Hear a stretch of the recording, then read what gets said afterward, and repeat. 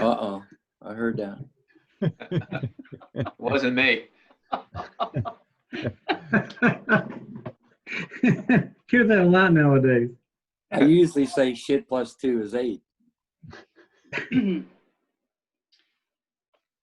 Okay, everyone, I'm going to do a verbal roll call. If you have yourself muted, a quick way to answer if you're on a computer is to use the space bar. If you press it down, speak, and then depress it, you can talk that way without trying to get it to unmute because that gets a little funky sometimes. So I'm going to go ahead and start the roll call. Jeff Beal.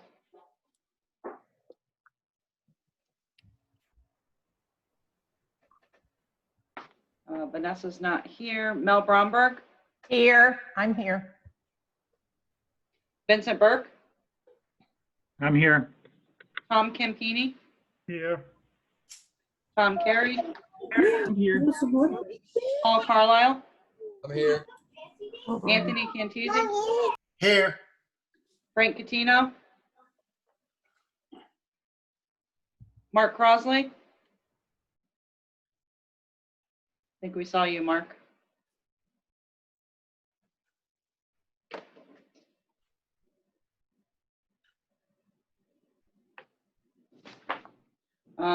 Donald Dankert.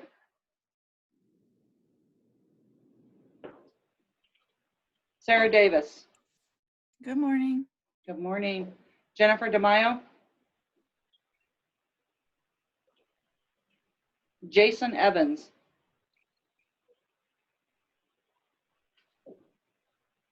Matt Metz.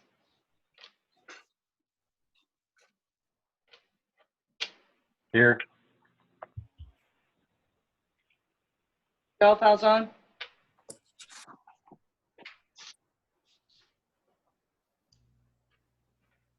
Ed Fielding.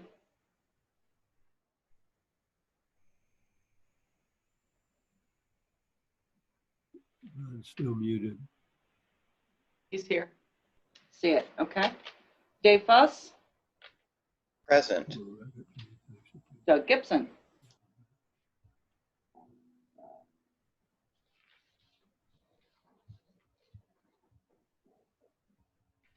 Jim Sullivan.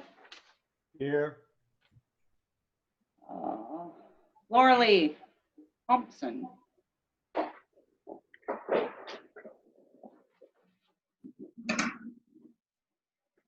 Bob Yulovich. Here, man. Charles Gold. Here. Greg Wilson. Here.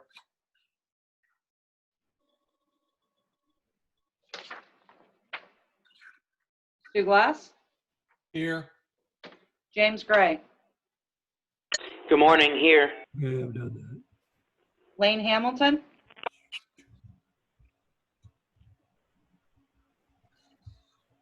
Chris Hendricks. Here. Diane Hughes. Here. Mitch Hutchcraft.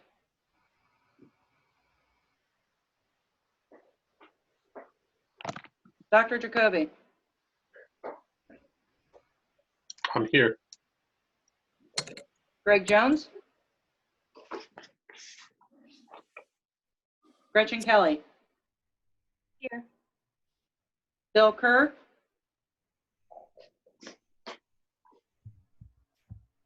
Kathy Lamartino. Here. Vince Lamb. I am here. Barbara Lewinsky. Well, unmute. Mike How do I Little. unmute?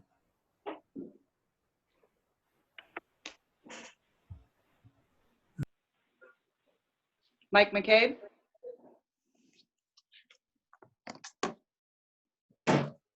Kelly McGee. Here. Mike Meyer.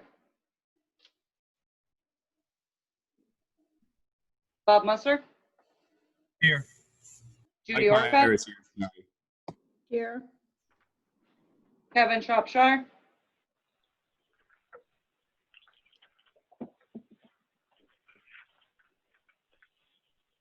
Kevin, I believe we saw you. Tom Here. Stratton. Yep, there Yeah, you I'm are. here. Sorry. No, no worries. Tom Stratton.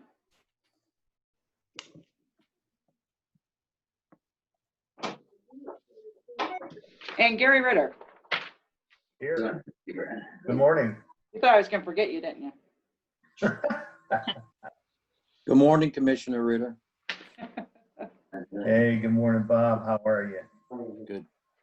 Did I miss anybody? This is Mark Crosley. I was on a conference call. I missed my name. I'm sorry. Gotcha. Thank you. Come on, Crosley. I think we saw you on the list. I was trying to do two things at once, and I'm not very good at that. No. Thanks. Morning, everybody. Good morning, Kayleen. This is Jasenia Scribano. I'm attending now for Vanessa Bessie on behalf of FDAX moving forward.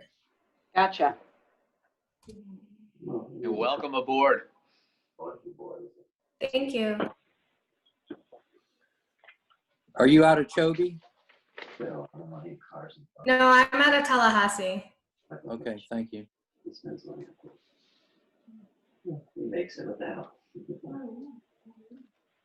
Okay, Bob, you ready to move forward? What about guests in attendance?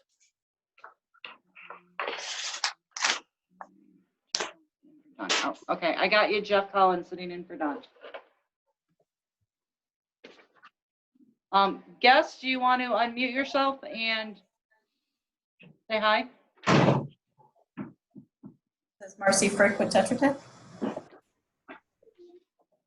Who was that? Wait, I didn't hear that. What? Marcy Hey, Frick. Bob. How are you doing? Oh my gosh, that's Polly Castro? Oh my It is.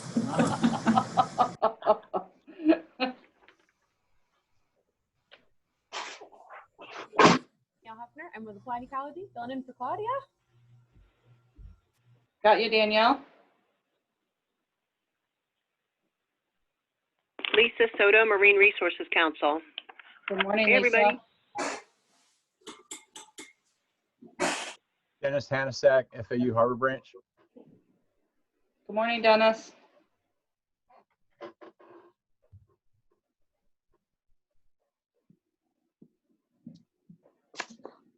Is that it? Yeah, we can go through the list later and see who we missed. Okay, you want to give them the rules? I can. So please note that this meeting is being recorded. Audio, video, and chat. Additionally, all chat conversations will also be recorded and preserved for public record. As we adjust to online meetings, we want to share the following logistical information. All attendees are muted and must be unmuted in order to be heard. Again, trick that we found, if you're on a PC, you hold down that space bar, it will unmute you and you can just let up off the space bar, it'll immediately remute you. It's much quicker than trying to get Zoom to respond on clicking on your mute button.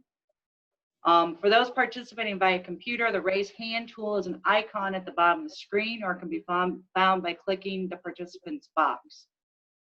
For those participating via phone, dial *9. The meeting host will see a list of everyone who wants to speak and will unmute the call on those individuals one at a time. Attendees will remain muted until specific moments on the agenda when the public comment is accepted. Members of the public who wish to give public comment will be unmuted to speak one at a time. To indicate that you want to speak, use the Zoom raise hand tool when the meetings get to the public comment agenda item.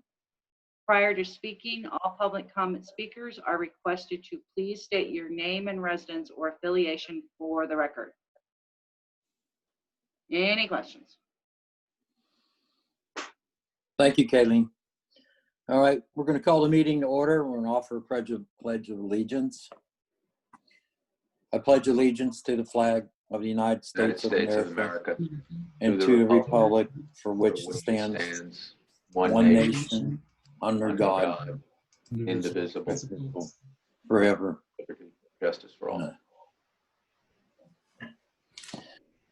Okay, before we move into the agenda revisions, I'd just like to offer just a moment of silence, a prayer of well wishes to all those that have been impacted directly or indirectly by the COVID-19 pandemic. I appreciate just a second of silence or two.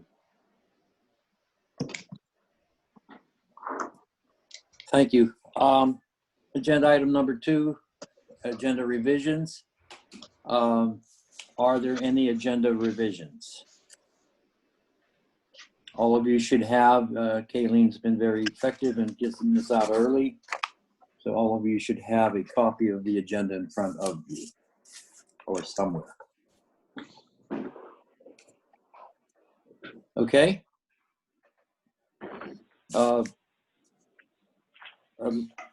Moving right along on agenda item number 3, I'd like to introduce new members after my constant nagging of Monty. He's given up Matt Mitz, and I think it's, as I've said publicly before, I think it's absolutely critical that the city of Vero Beach has representation on this board. So welcome, Matt. Hi, Bob. Thanks for introduction, and glad to be here and working with a great team. And Monty sends his well wishes too, and misses you guys. And he's moved on to be the city manager now, and keeping pretty busy. So I'm the public works director, and looking forward to working with the board. Okay, remind Monty that there is the usual initiation fee that he should make that payable to Indian River Lagoon. Mr. Chair, it's Dwayne. Just wanted to give you a chance to Wait, I don't want Matt telling Monty to write a check. Just want to, extend a thank you to Vanessa Bessie, for her long support, Yes. on this management board. And, we got this notice, before this, after this package went out, but thought you might want to give Yesenia just a minute to say hello and a little bit of her background from FCAT. Okay. Thank you, Dwayne, for, I've known Vanessa for too long in the family, so she will be missed and there will be some shoes to fill there. So go ahead. I'll actually turn on my camera. Good morning, everyone. I'm really excited to participate on this team. I previously was the Indian River Lagoon Basin Management Action Plan Coordinator at DEP a little while ago, and then in 2016, I joined FDAX as part of the Water Policy and Planning team for the Office of Water Policy. And my role is actually sort of changed while I've been with that program. Our section works with DEP looking at BMAPs and TMDLs. We also work with the Water Management District to look at water supply plans. And essentially, we represent the agricultural interest in different plans throughout the state. So I'm definitely looking forward to working with everyone and assisting how I can. Thank you, Yesenia. I do recognize the face, and I'm sure we've talked before on the BMAP issues. It's been a few years. Welcome aboard. Thank you. Mr. Chair. Oh, Mr. Ritter, Commissioner, Yes, sir. may I would like to welcome Yesenia also. I have had the pleasure of working with her over the past 2, maybe 3 years, and I think she's going to be a tremendous resource to the management board. And I look forward to continue working with her in this capacity as well. Thank you, Gary. Thanks, Dwayne, for bringing that up. I really do appreciate that. Thank you. Anything else? And we'll move on to the minutes. Bob, I just want to let you know that Mr. Bilker has joined us. He missed roll call, but he is here with us. All right, so it was a good meeting until now. Okay. Yeah, well, I couldn't sneak in. I'm so sorry. Billy, my hair's starting to look like yours. All right, we're gonna go to the minutes. The minutes have been provided in advance. Hopefully everybody's had an opportunity to read them. And if there is a motion to approve, I would appreciate that. So moved. Second. You get those, Kayleen? Okay, so we have a motion and a second. Is there any discussion about the minutes? Bob, I'm sorry. Who seconded, please? That was me, Kev. That's Kevin. Got it. Thank you. All right, with a motion and a second, is there any discussion in regards to the minutes of May 5th, 2020? Hearing none, we'll have a action to approve the minutes. Those who are not in favor signify by aye. Hearing no ayes for not in favor, then the minutes pass unanimously. Bob, I want to recognize that Jennifer DeMaio from EPA has joined us. Oh, good. She'll counter. I'm glad. Okay, so that's a positive to counter Bill's negative. Okay, excellent. Very good. I'm glad you're here, Jen. Thank you. Agenda item number 5, public comment. Is there any comments other than those outside of the listed presenters? You seeing anything, Kayleen?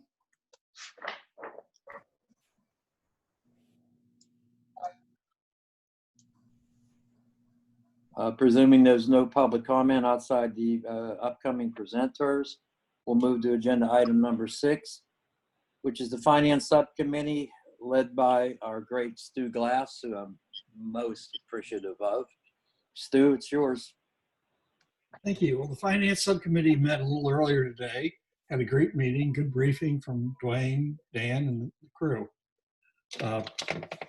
And we're going to make a recommendation. It's time to make a recommendation, I guess, that the board approve the financing of projects as will be detailed later by Dwayne. And that's okay. about it. All right, so the Finance Committee made a motion at their meeting that the board approved, the management board approved the financing of the projects as will be presented. Is that correct? Well, it's not so much the projects as the line items, the categories. Okay. Budgetary categories, I'm sorry. Okay. Do we want to do a motion to accept the Finance Committee subcommittee report? Is that in order? I have to ask Dwayne. What do you think, Dwayne? I'm trying to remember what we've done in the past, but you're going to vote as a full board. So I think at this point, you just Don't need it. go ahead and do a motion to accept the report as provided, I think would be appropriate, just so we're clear on the record. All right, motion is on the floor to approve the report as provided. Crosley, I'll second it. Thank you. Well, I didn't make it, Mark. You can make it and then we'll have a second. All right. Yeah, I'll second Mark's motion. Tom Carey. Okay, thank you, TC. Okay.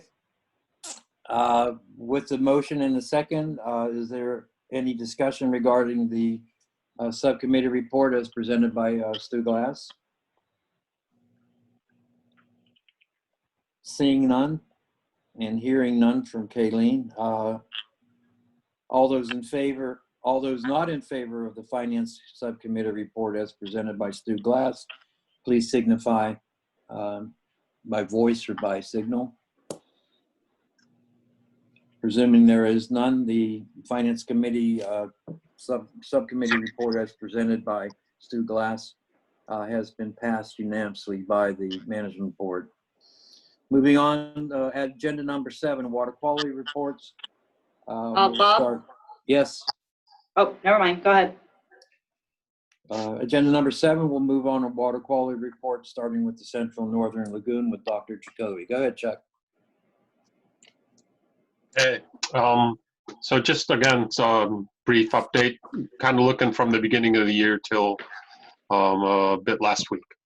So you can see here the graph of salinities at the 5 continuous monitoring stations that the district has out there. One up in Mosquito Lagoon, that's ML.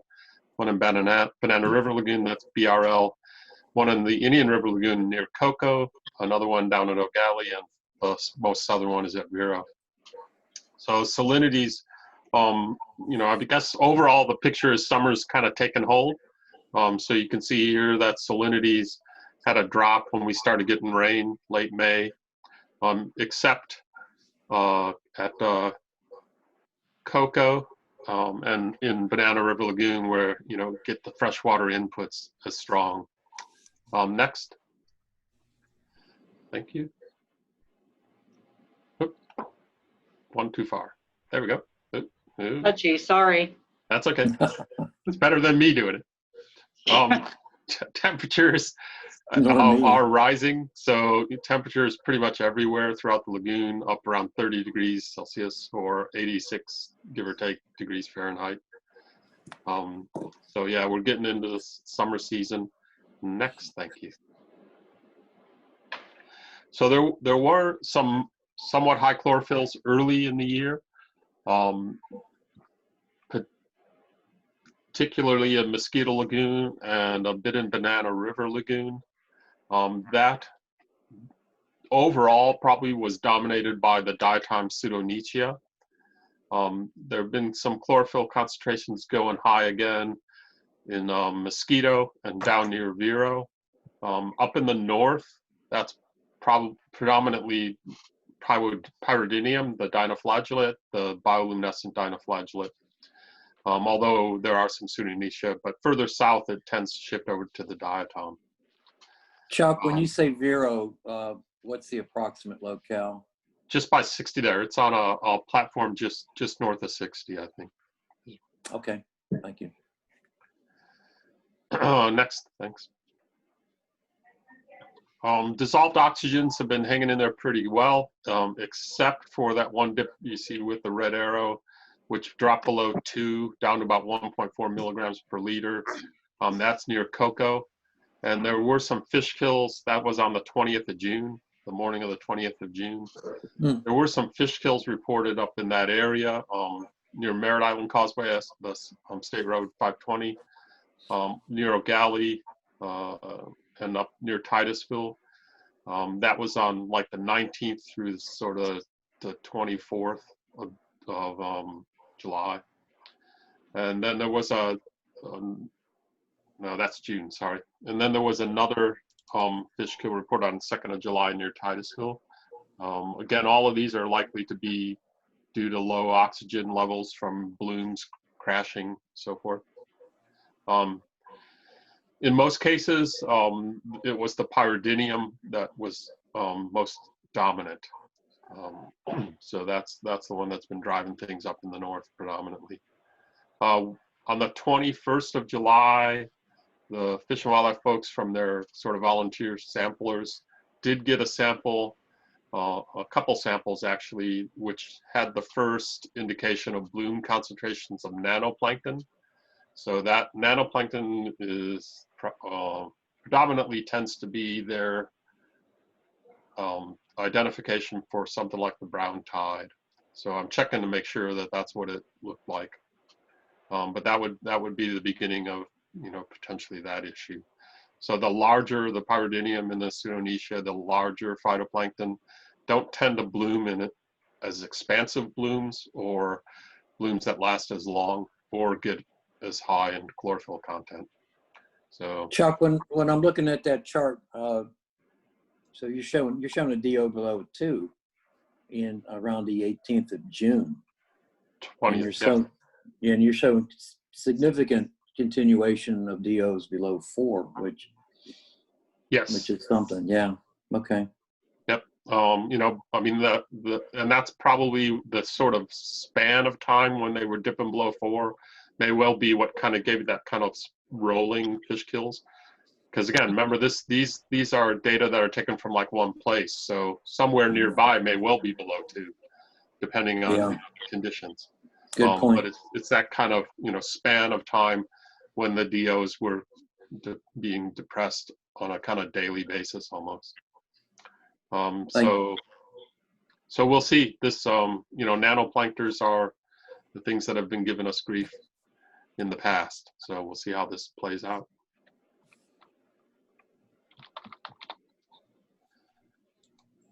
I think that's it. Yep. Thank you, Chuck. Hey, Mr. Chair, can I ask a question, please? You may, Tom Carey. Thank you. Chuck, the nanoplankton, maybe I missed it. What was the location or locations? So yeah, sorry. I think we got sidetracked there. My fault. My fault. Near the NASA Causeway, in the Indian River Lagoon, and then at Kelly Park in the Banana River Lagoon. Okay, what was the first site? I'm sorry. Near NASA Causeway, just south of the causeway. Okay.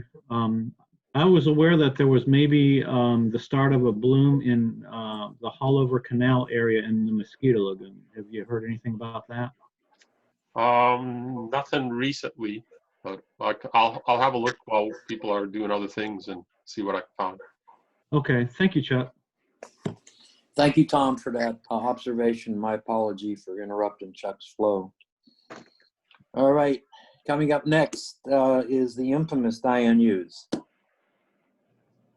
Thank you, Bob. You're welcome. So greetings, fellow board members. I'm happy to be back presenting to you on the conditions that we have down in our end of the lagoon. Next slide, please.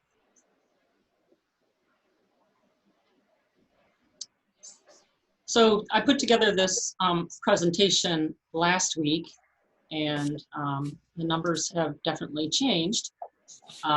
Last week, the lake stage was at 12.77 feet. Today, it's at 13.01 feet. So we are continuing to have rains, and the lake is coming up. Next slide, please. As you can see here, we have not, and since 2019, we have not received any Lake Okeechobee flows to the St. Lucie River and Estuary and to the Southern Indian River Lagoon. In fact, the Army Corps of Engineers is backflowing from the C-44 canal into the lake, as you see here by the negative number, negative 251 CFS. Actually, today it's 297 CFS is actually going back into the lake. And the Corps is sending some flows to the Caloosahatchee side, about 38 CFS coming from the lake today, as opposed to last week, it was around 79 CFS. Have heard some recent grumblings that folks are not happy with the backflowing from the C-44 canal into the lake. They feel like it's a source of nutrients that is helping spark a bloom within Lake Okeechobee. Next slide.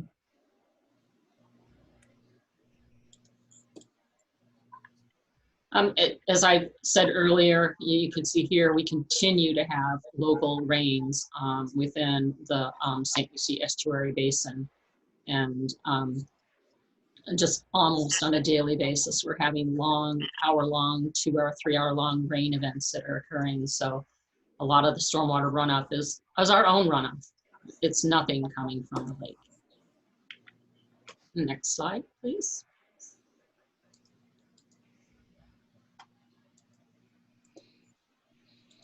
And as you see here on this slide from the graph, it's showing how our salinity conditions for oysters are fair in the mid-estuary, but they get good as you get closer to the inlet and the Southern Indian River Lagoon.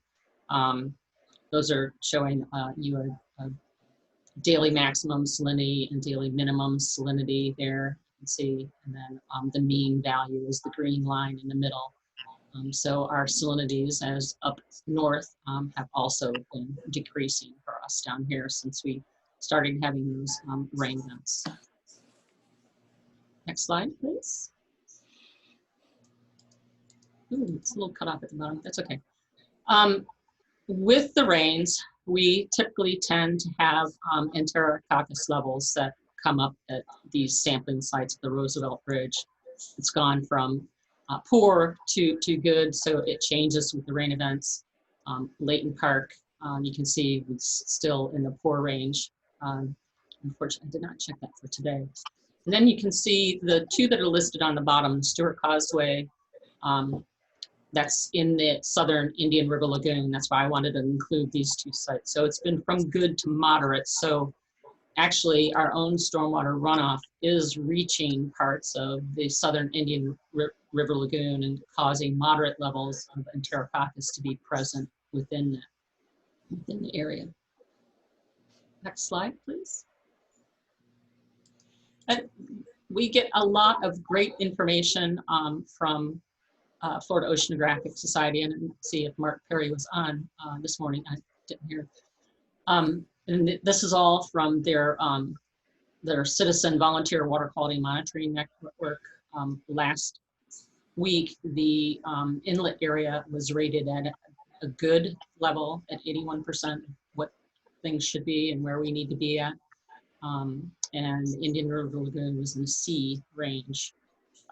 Actually, today, pulled the report that I got from the end of last week, and we're now down to a D for a lot of parts of the estuary, and intercoastal waterway is still maintaining at about a C, and the B and the C that you see here at the inlet area and the southern Indian River Lagoon. But unfortunately, our estuary has gone down, and we're now in a D. Next slide, please. Could you pause for a minute and go back sure. to that slide? All right. Okay, thank you. So I'm looking at the comparative data. And I'm seeing a DO of 4, a DO of 5. And to me, I'm not an expert. That's what everybody says on TV now. But it looks like the level of differentiation between the two wouldn't mathematically support a 10% or greater distinction. I mean, it doesn't look that significantly worse for 9 as opposed to 8. Right. Unless there's a critical component there that 30 is good for salinity and 28's fair. I mean.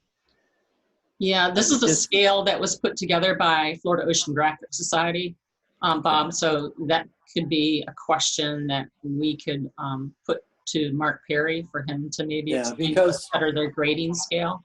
My point is opinions are like noses. Everybody has one. If we start putting out data that says something's a D or something's a C and all that, I get a little nervous of how it may be totally accurate, but I get nervous of how it may be used. So I'm not killing the messenger, Diane. I would never do that. I know. I'm just saying mathematically, it doesn't seem to support a 10% differential. Okay. Well, I think I'll follow up and have a conversation with Mark on how they've developed their grading scale. Okay, thank you. You're welcome. Hey, Diane.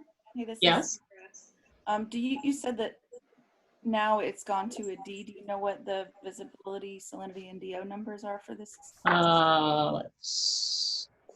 The visibilities are at fair. Dissolved oxygen is at 5.4 and 4.5, which they call good and fair. So, yeah, it sounds like a conversation I'm going to need to have with Mark Perry. I mean, again, thank you, Sarah. I mean, again, I look at what Chuck presented with, 2 O's and 1 9's and 3's and being in the business a little bit, I start seeing a DO of 5. I'm not feeling too bad. Yeah, no. Okay, or 4 or 5. Okay. So. And maybe it's based on, a period of record of history or something. Like I said, I think we'll have to follow up with Mark Perry. Okay, thank you. Yeah, Diane, this is Kathy Martino with South Florida Water Management District. Hi, Kathy. Hi, Kathy. Hi. Our scientists, specifically Boyd Gonzalez, had questioned this methodology and the grading system before, and I'm just giving you this as information. Okay. That he really wasn't happy with how they came up with these percentages and grades. So, well, this is actually the first time I've pulled this data in. So, yeah, it is. He didn't understand it. Okay. Thank you for that, Kathy. I appreciate it. I'll try to give Boyd a call. He's in Georgia right now. I know that. Till the end of the year, almost.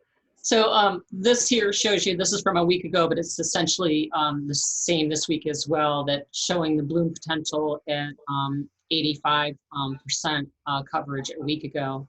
I did read a report this morning that for the past week of sampling on Lake Okeechobee, out of 29 samples, 23 had toxin detects in those tests. I didn't see what the levels were of toxin, so I'm not sure where we are with how high or low the toxin levels were, but they did have toxins detected in 23 of those 29 samples. Next slide, please. You're all done. That was all done. Any questions? Any more questions? Yes. Can we go back to that excellent flow map? Probably the second or third one that Diane used. That one? No, the map. No, the other way. I'm pointing. Can't you see? Right. Oh, Stop. No, I couldn't see fingers. Yeah. You gotta be in front of the camera, Bob. Okay. I think it is significant to pick up on what Diane mentioned, that S308, for those people who know or don't know, is Port Mayaca, and it's the primary entry point for the discharges through the S80 structure. So what we're showing there is, what's being shown there by South Florida's data is that there's a lot of basin flow coming into that system there. Diane, I don't want to put you on the spot. You may not know or not know, and I'm so glad you're back. Thank you. I don't want to rain on the parade of you back, but was this the area where they were talking about the water farm at Chalkins being potentially used to park water? Yes, I did hear that, but I'm not sure where that's at yet, because I think the Chalkins permit, only allows them to pull in when the S308 is discharging. Okay. Into the C44 And canal. you're probably correct. I'm sure Kathy will jump in on that one. Okay.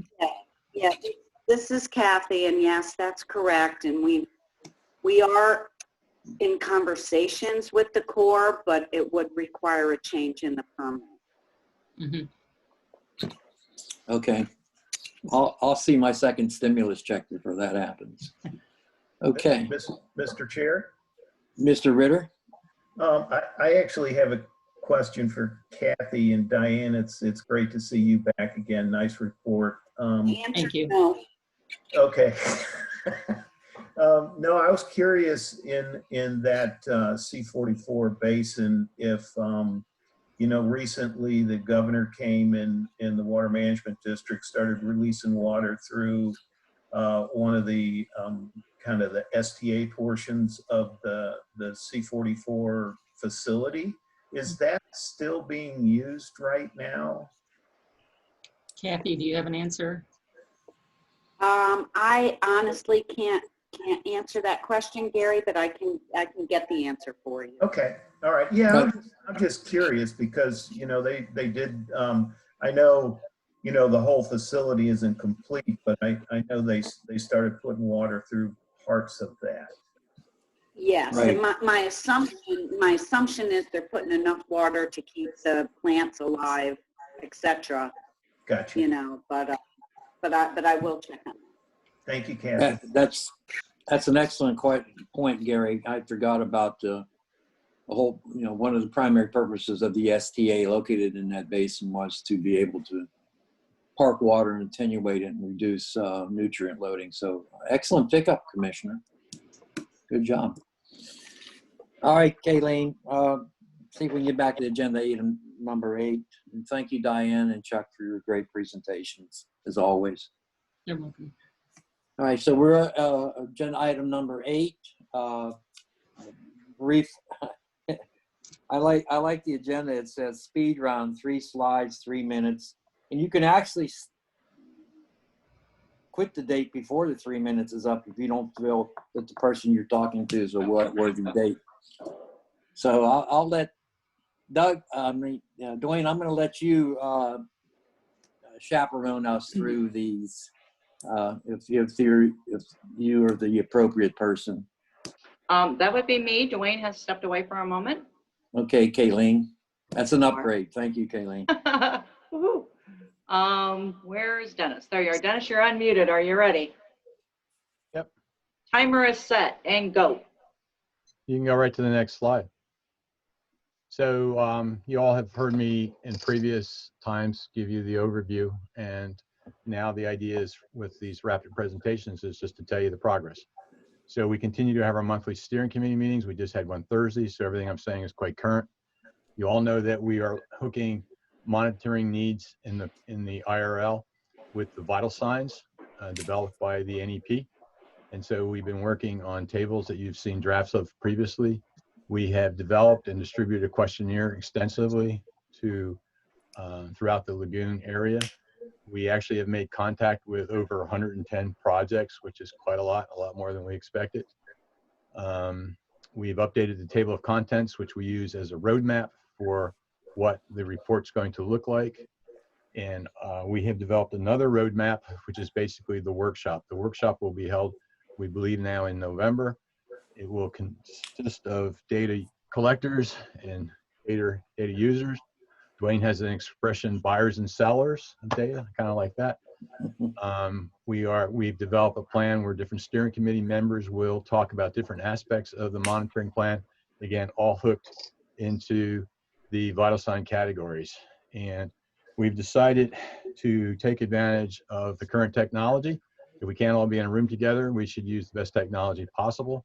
So we will, during that workshop, have a series of real-time surveys of participants. So for example, prioritizing certain aspects of the plan or certain needs or certain gaps. Next slide.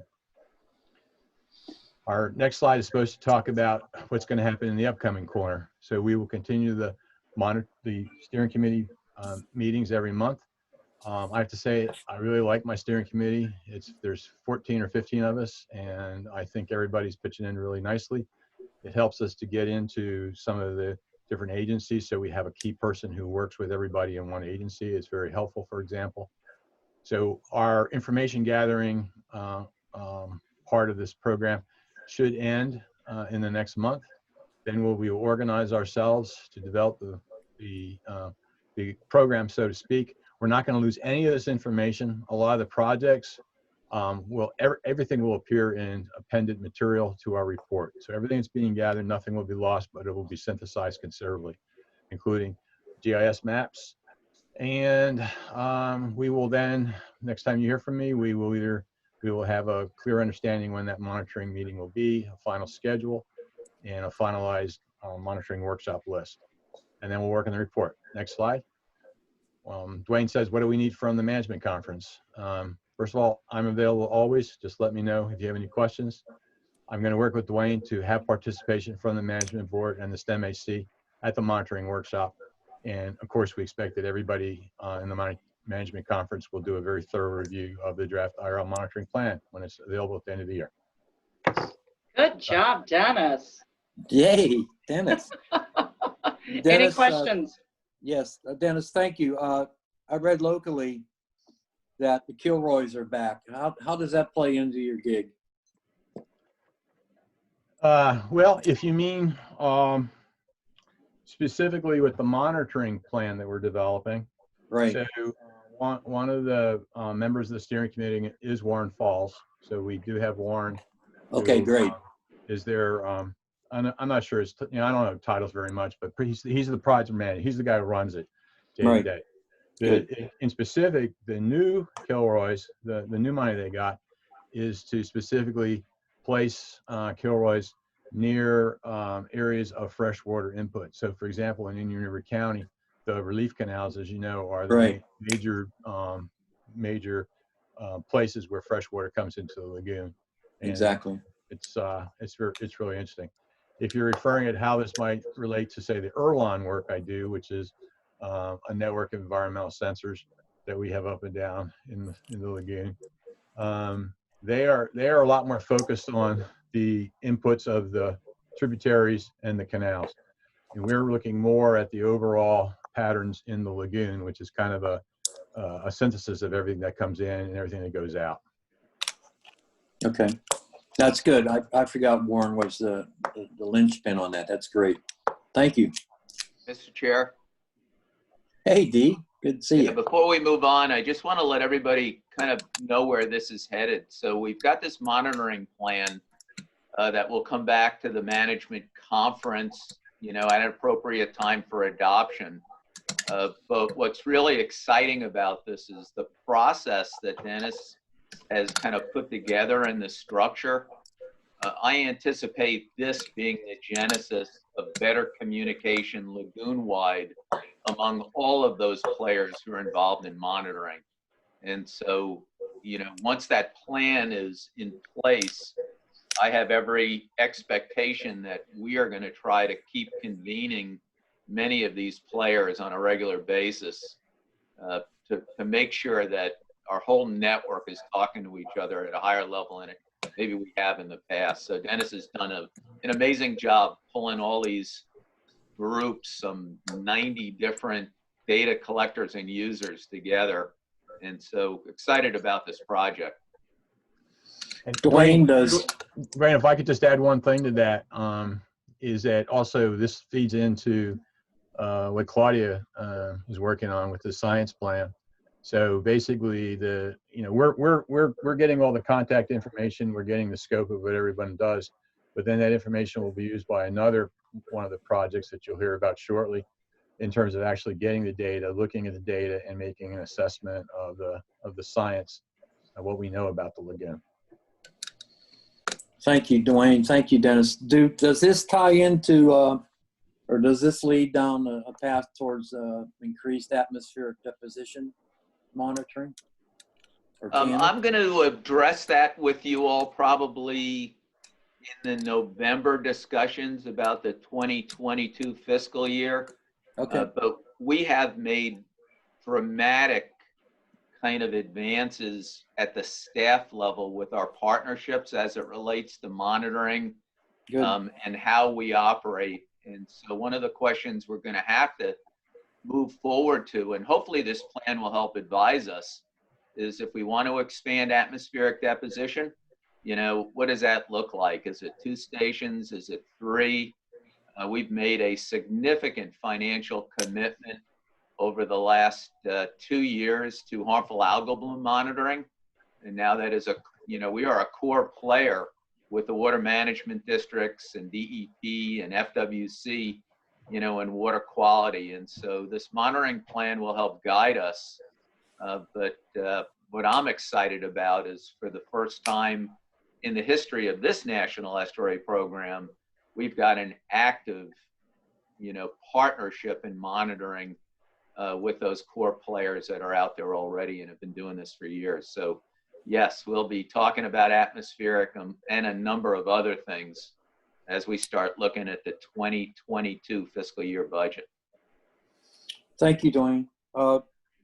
Anything else on Dennis's presentation by anybody? If not, I'd like to move into habitat restoration plan. We truly have the A team here with Marcy, and I just asked that if anybody's asking any questions, please be quiet, because no doubt Tom's probably sleeping on the couch nearby. Well, don't fear, Bob. I'm actually at the office, so Tom won't be disturbed today. Good morning, everyone. Nice to see you all. So Kayleen, if you want to flip to the first slide. So we've made substantial progress to date. We did submit what we're calling the initial draft of the plan to the NEP staff on May 31st. We got a lot of good feedback from Dwayne. So we've added quite a bit to that initial draft. We found some other information as well.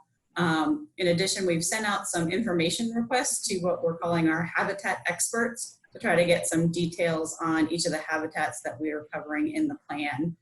So to date, we've received feedback from our experts for seagrass, mangroves, wetlands and salt marshes, living shorelines, spoil islands, human-built artificial reefs, inlets, and managed mosquito impoundments. And this information has been worked into the plan.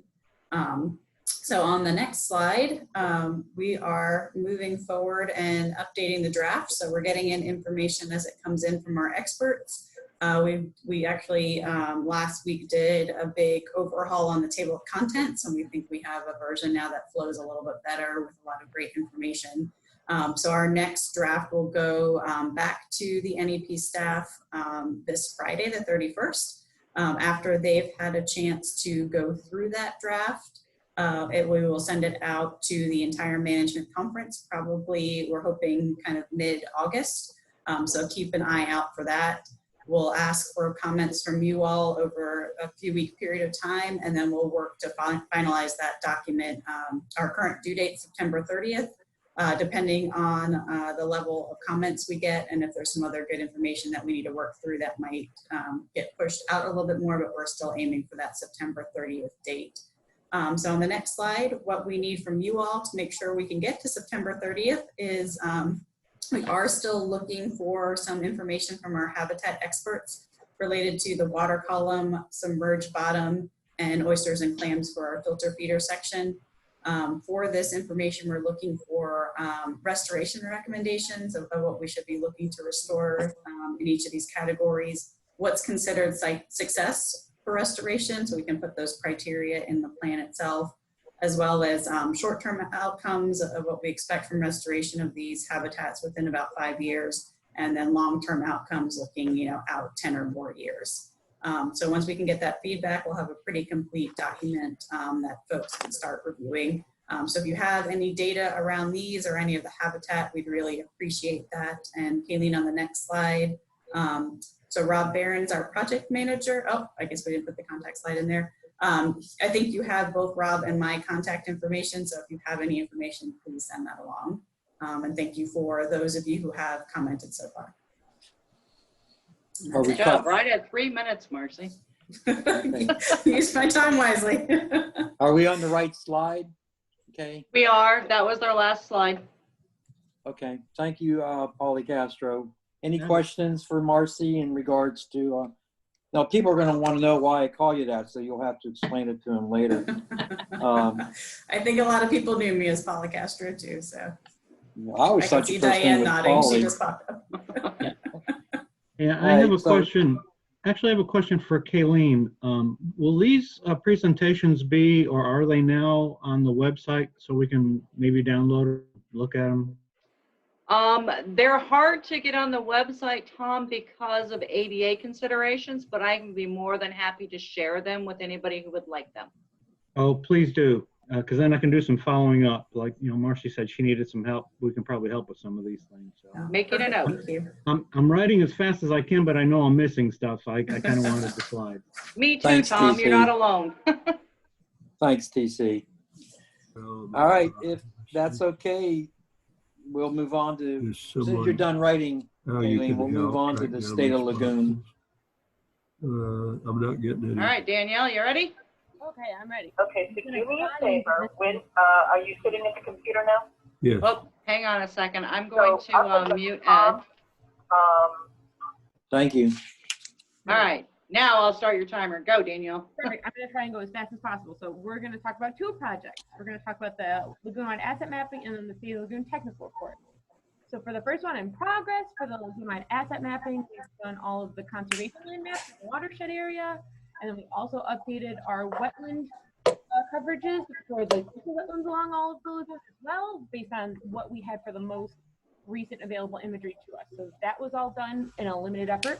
And for the State of Lagoon technical report, we've done a bunch of things. We went and created a conceptual health diagram to link all of our indicators from one category to another and help show how these indicators are connected to one another, and then it'll help us ultimately write this report as well.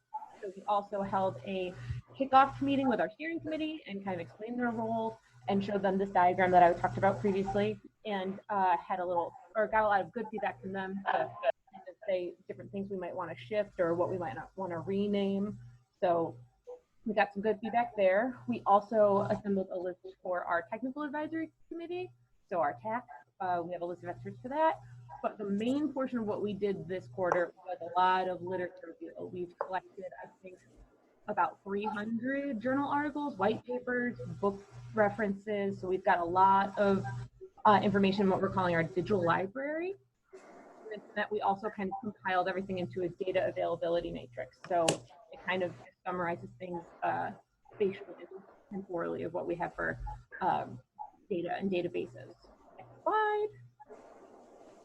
So path forward. For the asset mapping, we've done all of our tasks so far. So really what we're doing right now is prioritizing things for year 2. And we might want to get out of it for next year that will essentially provide a supporting graphical representation for the actual technical work. So we're going to do that and then address any products that we have or comments that we have we get from the NEP staff from what we've submitted. And then for the technical report, we're going to do our kickoff meeting with our techs. We're going to present them with that same conceptual diagram that I was talking about, and then we'll get some feedback on that. And then based on the comments that we received from both our steering committee and our staff, we'll put together a couple different versions of that diagram. So we can have them vote on it, what their favorite is, and then also present it to you, hopefully. And then we'll get your input, see which option you like best. And then essentially still just, we're gonna keep on getting literature and data and just compiling everything that we can. And then so for our current needs, just any feedback from the NEP staff on those maps that we made already. And our priorities for year 2 are, I believe, to go towards like the background information for the technical report. So we're gonna do population density, land use, infrastructure, watershed stuff like the BMAP, BCL. So if you have any other suggestions that you wanted to do, send them our way. We can take that into consideration. And then for the technical report, anything that you guys think that you have in terms of journal articles, data, databases, even if we have it already, we'd still like to have it just so we can make sure that we have everything possible to go into writing this report. So it's the most representative thing for the to be representative of Lagoon Health. I guess, and then as I said, we'll hope to have you vote on this diagram that we present. So we'll give you a couple options and then we'll have a voting system. And then similar to Dennis, we hope to hold a bunch of workshops. We were going to do a science assembly for the technical report, but it doesn't look like that's going to happen thanks to Corona. So we're going to be holding online workshops as well. So any participation in those that we could get you to help with, that would be great. And that's it. I hope that was 3 minutes. No, that was good. You should have been given 6 minutes, Danelle. That's okay. I can speed through it. Okay. Any questions to Danielle? Mr. Chair, Yes, I want to sir. put a perspective on this as well for the management board. This State of the Lagoon technical report, will probably be a couple of years more into this. So we're looking at a 4-year effort, culminating probably in that 24 to, fiscal year 25. This is one of those federal mandates. EPA looks for these. And so this is an extremely important kind of second look at the lagoon after our initial characterization report. And so this is particularly important along with the monitoring plan to meet EPA guidance and oversight as part of our 5-year program evaluation process. So I just, want to reiterate, all of you, if you've got information, even if you've got just ideas, please talk to, both of those teams, either Dennis, and Claudia, and weigh in, get proactive in engaging with these 2 contract teams, because these are 2 really important deliverables of a national estuary program. Or get in touch with me and I will be happy to communicate, what you've got to the teams. So thank you. Let me ask you a question, Dwayne or Danielle. Is the intent of the report to be kind of like, living, as unfortunately, the only thing I can think of right now is the FDOT 5-year plan, for construction, but is this kind of like the deal where you put this together and, as year 5 comes, year 1 drops out, as year 6 comes on, does it just keep morphing along and staying current with, because I have to think that technical matters are going to change over time for the better in this regards. Danielle, Some let may- me jump in on that because actually we've strategically planned this out as we move forward, you know, well beyond my tenure as the executive director. So when we restructured in 2015, we looked at the entire, you know, then 25-year history of this program. Back in the very beginning, we had a characterization report. And then there was a lot of reports that supported different aspects of where the lagoon was, but there was no updating of characterization. So the way this will move forward from this point hence is we just adopted a comprehensive conservation management plan with all of the information we had to date. A lot of that information is now being incorporated into this technical State of the Lagoon technical document that will be delivered, let's use the 2025 kind of framework. In 2025, we are at our 5-year moment on the CCMP where we ask the question, do we need to update the CCMP? So this document will drive that update. And then from the update into the kind of the next CCMP revision process, Bob, which would be 10 years out, that 2030 plan, and then you know, add another 5 years and we'll be updating. So this should be cycling on a 5-year update cycle from here on out, you know, pursuant to Okay. you know, the Management Council's support for funding.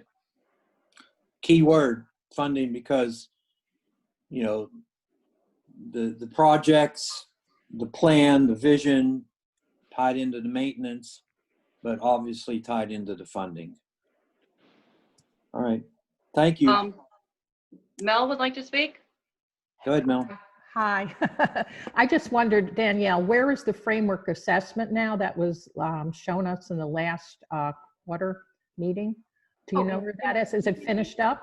So we got comments from a couple people. So we wanted to compile those, all of the comments kind of together once we do our TAC meeting. So we'll get all of them and kind of bounce them off of each other and then hopefully come up with around 2 to 3 different framework options, if that's okay with everyone. Where are you at right now with that? So we went and we've gotten your comments and I believe a couple of the other, so we have them put together, but we didn't actually change the diagram yet. Okay. We were just going to wait for all of them to happen at once. Is there a date, a cutoff? As of right now, it's just probably it'll be 30 days after our TAC meeting, but we don't have that scheduled as of right now. Okay. All right. Thank you for I'll updating make me. sure that you get it. Don't worry. No, I just want to follow through. Got lost in the weeds here with everything else. Understandable. Thank you, Mel. If there's no other questions relative to Danielle, then we'll move on to Lisa on the Boater's Guide.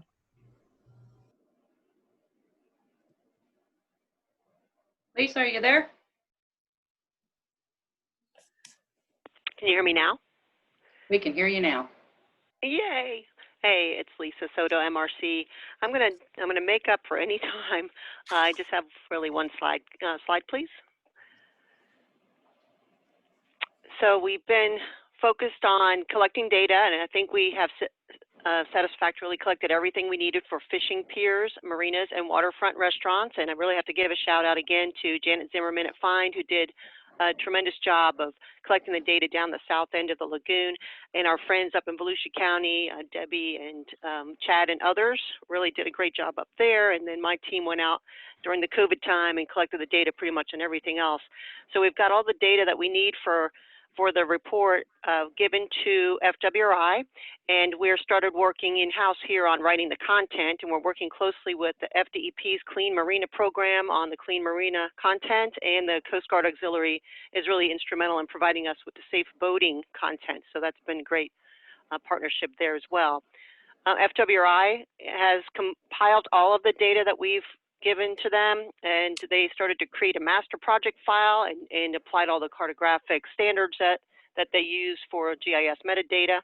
And they started doing the map grid network, the pattern of grids using the center line of the Mosquito Lagoon and the Indian River Lagoon and Banana River. So they're starting to lay out the content as the maps. Their work has been delayed due to work at home orders and school closures and so on. And we are requesting a formal 6-month no-cost extension, and I will get you the revised deliverable dates here in the next week or so. Next slide. So we're waiting on the Clean Marina Program information, and thanks to the Clean Marina Program for offering to assist us with that, and the Coast Guard Auxiliary. And then once we get this first draft completed, which was supposed to be in August, we're requesting a 6-month delay. So we're looking at late this year, early at the beginning of 2021. We'll be seeking reviewers for that. And it would still be helpful to have a printer contact if you all have one. And I think that's all I got. Thank you. Thank you, Lisa. Dwayne, I have to presume that the request for a 6-month extension is just a staff action. Yes, that's correct. Dan and I were talking about this with the Finance Subcommittee earlier today. We're anticipating about 70% of our contracts needing no-cost extensions because of COVID. But in this case, we actually anticipated this with these projects at the very beginning. And so, yeah, this is just an administrative decision.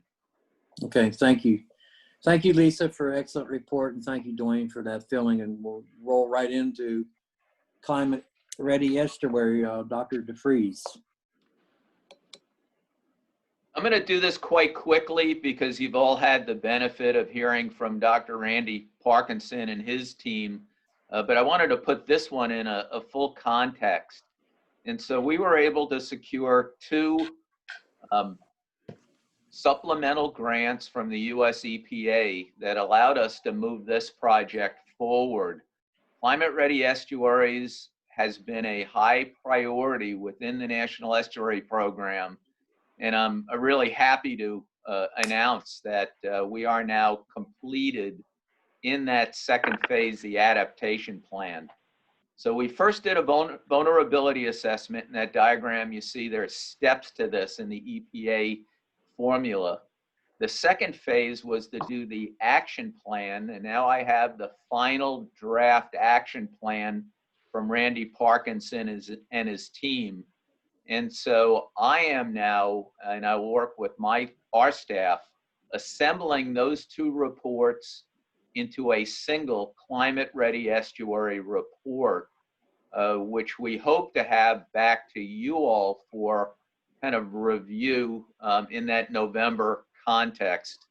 We are only to my knowledge, we are only the 2nd National Estuary Program to complete that process. The first was Puerto Rico. Next slide. This was a really big lift. When you start thinking about 154 possible management actions that were at risk, multiple stressors, and what Randy was able to do is to take these stressors and risks and begin to actually ask the question, where do you push the hardest? So if we're going to, do work at an NEP level, some of these are global issues when it comes to climate change that just isn't within our purview to be able to address them. And some are. And so one what we're talking about in the monitoring plan right now that Dennis reviewed was coastal acidification, which is very different than ocean. And so next slide, taking this large and complicated kind of scale view of everything, Randy and his team was able to address 472 stressors and distill it down to really 3 stressors that we can deal with from an NEP, and then several management actions for each. And if you look at this closely, they all relate really to wastewater, stormwater, infrastructure. So I will be taking all of this information, putting it into a single source. By November, we hope to have a community guide, kind of the simple, the simple 4-pager, for the general public and for the rest of us like me, who isn't smart enough to get through all that technical review. And then we will be done with our climate ready planning, and then we can start looking at projects accordingly. And to your question, Bob, this is where atmospheric deposition will come in and some of the, I think, gaps in our monitoring plan as it relates, especially to coastal acidification. So that's all I have for this one. Unless Thank you, there's Dwayne. questions. I recall Randy's presentation, and like most of them, it was very eye-opening and excellent. Moving right on, if there's no questions for Dwayne on agenda item V, Climate Ready Estuary, we'll move into the strategy for funding for the CMP. Go ahead, Doc. One of the things EPA likes to see is some general guidance as far as where a CCMP implementation will, where do those costs lie? We were very specific. In fact, we're one of the only NEPs in the nation, if not the only one, to actually build a list of projects from partners. And you will see in the updates that Tetra Tech has done for us that, we're up over 1,000 projects on that list and over $3 billion in costs.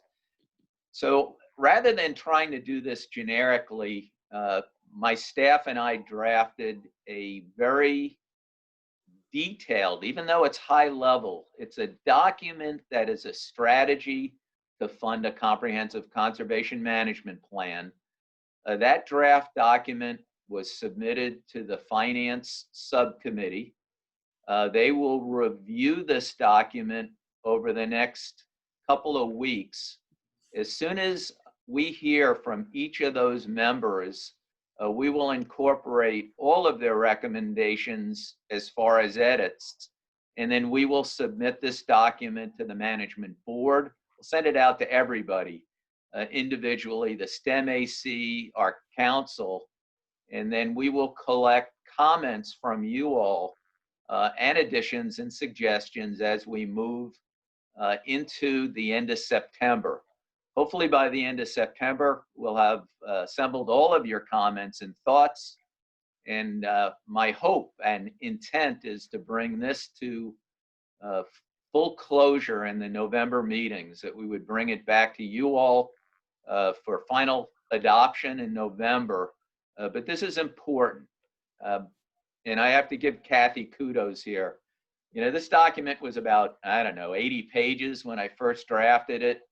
Kathy, got out the red pen and did a magical edit job to get this down so it's the big picture view of where revenues, may be available should you choose to go after them. This is not a prescriptive mandate or recommendation that, we need $5 billion and this is how the governor or the House and Senate or any county or any city should get those dollars.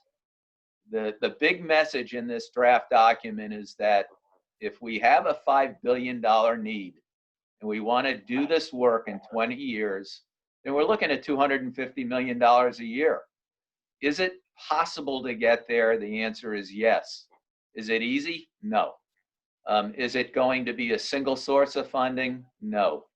And with COVID, we're going to see a lot of financial ramifications for the next several years as we recover from this COVID issue. But what this does is hopefully it's going to be a valuable tool as we go chase dollars at all levels. But I've also written it as a valuable tool. So if I am, the city of Oak Hill or, the town of Sewell's Point, and I want to go to a single source to say, okay, where are the possible avenues for money, at federal, state, and local levels? Here's the big picture of where revenues may be obtained as we look for funds in the future. So if you want this early, we're happy to give it to you now, but I really wanted an ownership component of this with the finance subcommittee. So when you get it as a general board, it's not just staff's draft, it's a draft from staff and the management board financial subcommittee. And then we'll let you all kind of weigh in with your edits and suggestions and changes. So that's all I have on this one. Thank you, Dwayne. Any questions to Dr. DeFries on this? And Kathy, kudos for keeping Dwayne succinct in a Reader's Digest mode. Bob, if I may, Stu? Go ahead, Stu. Yeah, I actually read, myself and at least one more read through this completely. It's a phenomenal document. And I've sent it out to the 16 municipalities of our county, asked for their review and their thoughts on funding sources. Pretty sure we can get some pretty good input. So I would ask anyone else to do the same with your public officials. Ask them what are the funding source, what they think of the funding sources. Assuming Dwayne agrees with me. No, that'll be fine, Stu. I mean, and in fact, you know, because we've got excitement about this, you know, I'm happy to have Kayleen just get this to everybody right now. But just know that there's going to be an iterative edit for sure, very close to August 15th, on or before August 15th. You're going to see the next edit of this because I have some changes that I want to make as well. And I want to make sure that kind of that draft document that's kind of on the street after August 15th has already incorporated the finance subcommittee's kind of experience and, you know, and expertise in this. Okay. Hey, Kayleen, we're losing your audio, so you may want to pop out, pop back in. Dwayne, can you hear me? Can you hear Mel? Mel, Yeah, you're I can coming hear through Mel. clear. Okay, hi.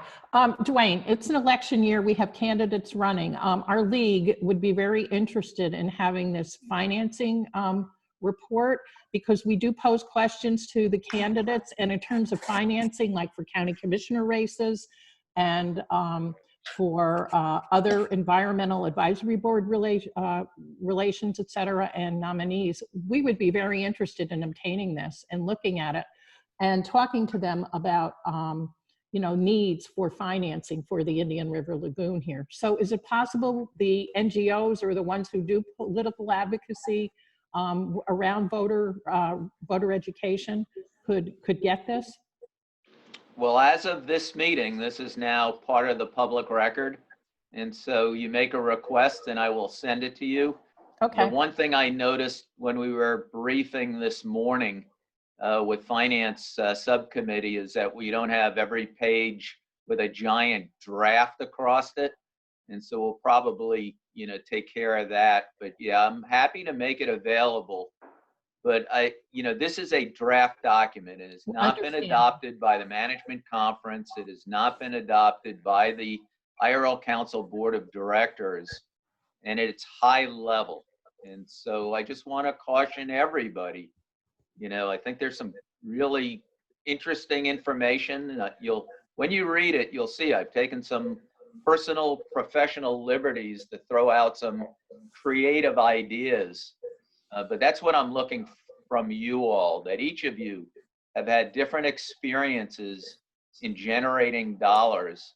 And some, you know, and we've talked a lot about this with Bob and one of our council board members, Doug Bornique, the private-public sector partnership, whether it's water farming, I mean, those all become opportunities to decrease cost, increase efficiency, you know, move the ball forward. So yes, it is available. You know, I will get you a copy. I think we'll just send it to everybody as long as we're out and about now on it. But the one that staff sends out, we're going to start marking it with a pretty obvious draft across it. Just with a caveat that this has not been adopted by the council as of yet. So we'll get you a copy, Mel. Okay, thank you. No, thank you. It'll be very helpful for the upcoming discussions on financing we have about infrastructure and needs within the area. Thanks. Thank you, Mel. Dwayne, I would be remiss if I did not reemphasize your point. It is a public document. It is a draft. It's still under potential revisions. And if I heard you correctly, Dwayne, you said that maybe some of the content may be of a personal opinion. Well, correct? There's no personal opinions, but I'll give you an example. So Okay. in this document, made a case that we should be funding a pilot study for a 21st century wastewater treatment plant in one specific area along the lagoon that might be worth considering is Kennedy Space Center. So, I mean, that was very specific. I made a couple recommendations at the federal level that maybe we need to be considering a DARPA-like incentive program where we're funding innovation and technology for water technology, infrastructure technology, coastal resilience. Okay. And so, my only hesitancy is that, this has not been fully vetted through, Agreed. all of the conference. And so I guess I can only request as executive director that, this may be guiding some information out there, but those of you who are in the management conference should be careful about how you're using this document, until it's through full vetting and review by council. Thank you. If we're good with that portion, we'll go into old business. Okay. Kayleen, you're still. You sound like a smoking commercial. Dwayne, Don't if Kayleen drops out, we will lose the recording and everything, so she needs to stay on. All right, so Kayleen, do you want Kathy to coordinate? So Kathy, you've got control of this meeting now, right? You're muted. I do not, but Kayleen can turn it over. Hey, Kayleen, take control of the meeting to Kathy, because your audio is really garbled. So, hey, y'all, this is Jennifer. Hey, Jennifer. Hey, I know what Kayleen's trying to say, which is Jennifer has raised her hand. So I'll just, pipe in real fast here. Just wanted to take a quick minute to thank Stu and others for going ahead and circulating the draft document and for your interest in the document. And thanks, Dwayne, for going ahead and sending EPA this draft document for our review. I did want to let you guys know, and Dwayne, sorry to drop this on you. This is going to be a little bit new to you, but I found out that that EPA is going to want to review this document formally, the financial document, as well as the other documents that are like supplemental to the CCMP. So we're talking about the habitat document, the monitoring document, the financial documents, so that we can concur, issue a formal concurrence on those, similar to the way that we did on your CCMP. And so for those of you on the line, EPA doesn't approve or disapprove these documents, but rather obviously we work with you guys to develop the best document that we can, but these are your documents. And we just review them and offer comments on them, and we work very, very closely with the staff. And then upon board approval, you guys would send those documents to EPA formally. Obviously, we've already seen these documents and worked out any kinks by that time. And then we would offer a formal concurrence so that you guys being the NEP yourself would have formal EPA concurrence on these documents. saying that EPA has reviewed them and has concurred on these documents, including this financial document itself. So that hasn't been clearly laid out before. So I did want to just go ahead and take this opportunity to, as a management board member, to go ahead and to let you guys know that, because this is, kind of new to me too. So we'll have to work that into our scheduling as well. So. Mr. Thanks, Chair. Thanks, I think, Jen. I know. No, it's good. It's great. I mean, it's Are you okay? Are you okay with the going out with the draft and subject to formal review by EPA? Oh yeah, absolutely. I mean, okay. The great thing is that the CCMP process was so smooth that that whole revision and the whole update process went through so smooth, and we've already done that. Yeah. And so we already have that chain of process. Okay. Yeah. So I'm not anticipating they're not anticipating any issues or anything. It's just another procedural step. It's a formality, understood. Yeah. Okay. Thank you, Mr. Jen. Chair. Yes, sir. Hey, Jennifer, I got a quick question just so we can, kind of confirm. Yeah. So I know that the communication plan Kathy's working on, that's a normal concurrence issue. Yeah. We've just added the strategy for financing, the monitoring plan, the habitat restoration plan, and State of the Lagoon was always a concurrence issue. Are there any other support docs to the CCMP that you can think of offhand? I think that's it, but I was just wondering.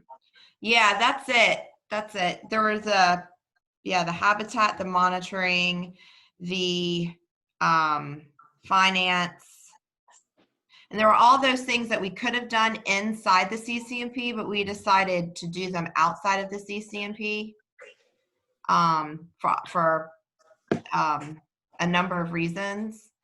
And then the communication plan.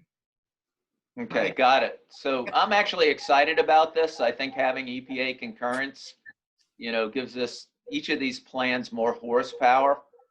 And for the management conference and for the management board, I want you to know that most NEPs, once they do their CCMP, they'll get these kinds of support documents done over the next 10 years.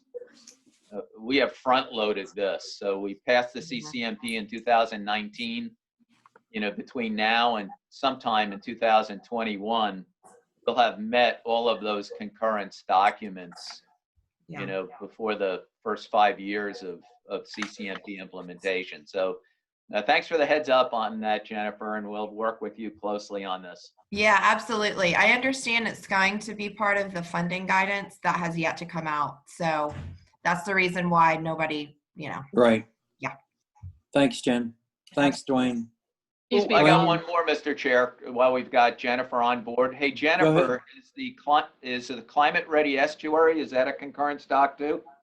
No, it is not. But I will again verify, because I haven't yet seen the funding guidance either, but I will verify with headquarters. However, because you guys are the second NEP that has gone through the whole process, I would really like to showcase the IRLNEP nationwide. So I'm going to be asking headquarters if we can do some sort of a webinar or something for the other NEPs, so that they can learn from the experience and kind of lessons learned that you guys have gone through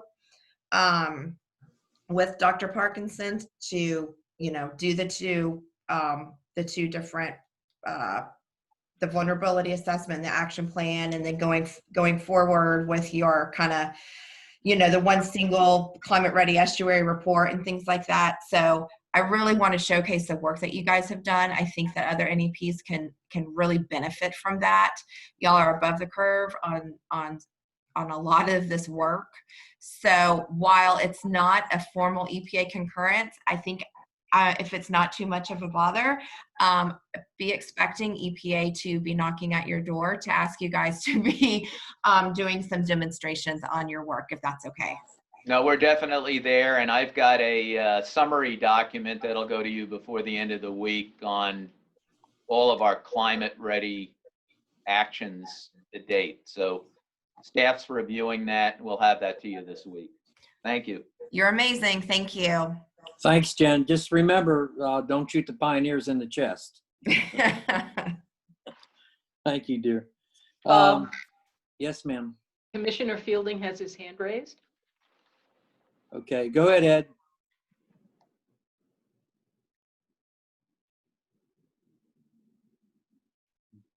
Mr. Fielding, go ahead.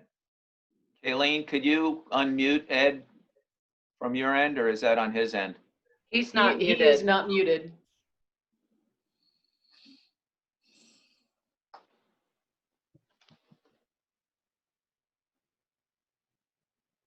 We're going to move on. If he can get back in, that's fine. Moving on to old business. Dwayne, you want to take the Yeah, first one? this is a quick just update, and I need, just a recommendation from board. Kayleen, you want to advance a slide for me, please?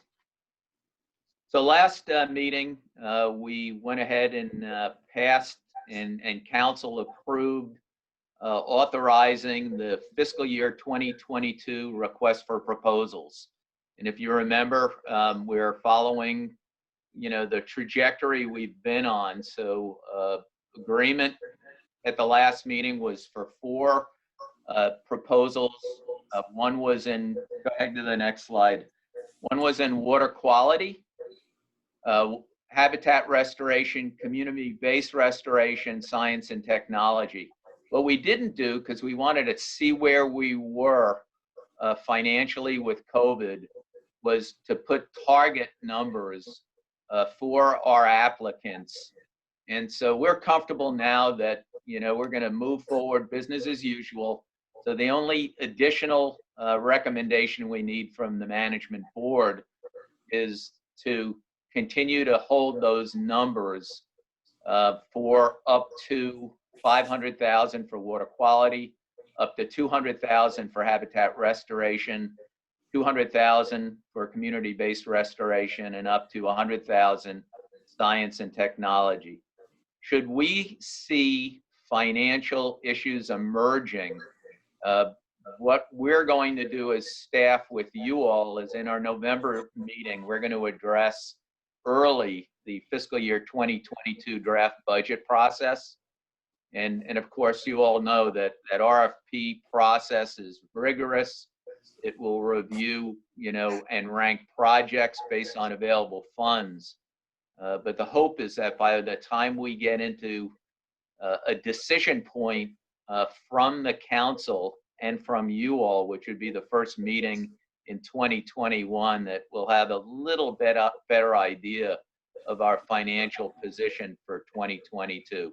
And then we have incorporated all of your language that we discussed through that last process about, outliers. And so really the only thing we're asking now is just to confirm the dollar amounts of 500, 200, 200,000 and 100,000, which is exactly what we offered last year.